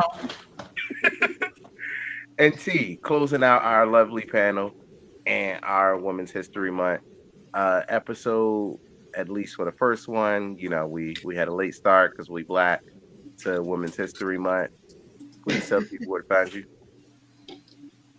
Hi, you can find me right here. You can read if you're illiterate. You can read. That's where you're gonna find me. What about the blind viewers? That's actually pretty. Accessibility options will read it for them. Damn. I had a joke, but I'm going to be good. You can find I said the same thing in my head. I said the same thing. That's when I said it, and I was like, "Oh, okay." I could have said that. Nope. But I am Miss Yoni, capital MS, period, capital TEEONII. I also do play Sims, and I plan on posting some storylines that I have backed up. Now that CapCut is back, I am being very tentative on editing on that software right now. But you can also find me at capital TEEONII, capital SIMS, Tioni Sims, and you can watch the fun storylines I've come up inside my mind, including a new one about a daughter living with her mom that runs a brothel. Wow! Because of the new game pack that just came out, now I can run a brothel. Is the mom a? Life I'll have to wait till it comes out, right? I'll have to wait till it comes out. Wait until it comes out. I'll save my questions for after. It's gonna be a good one. All right. Well, we'll see. We'll ask her. We'll get updates next week. And for you two, I'll see you in court tomorrow. For the rest of you, I'll see you tomorrow. I'm awakened and I'm ready for the confrontation. Stacking bodies next to bodies like an obligation.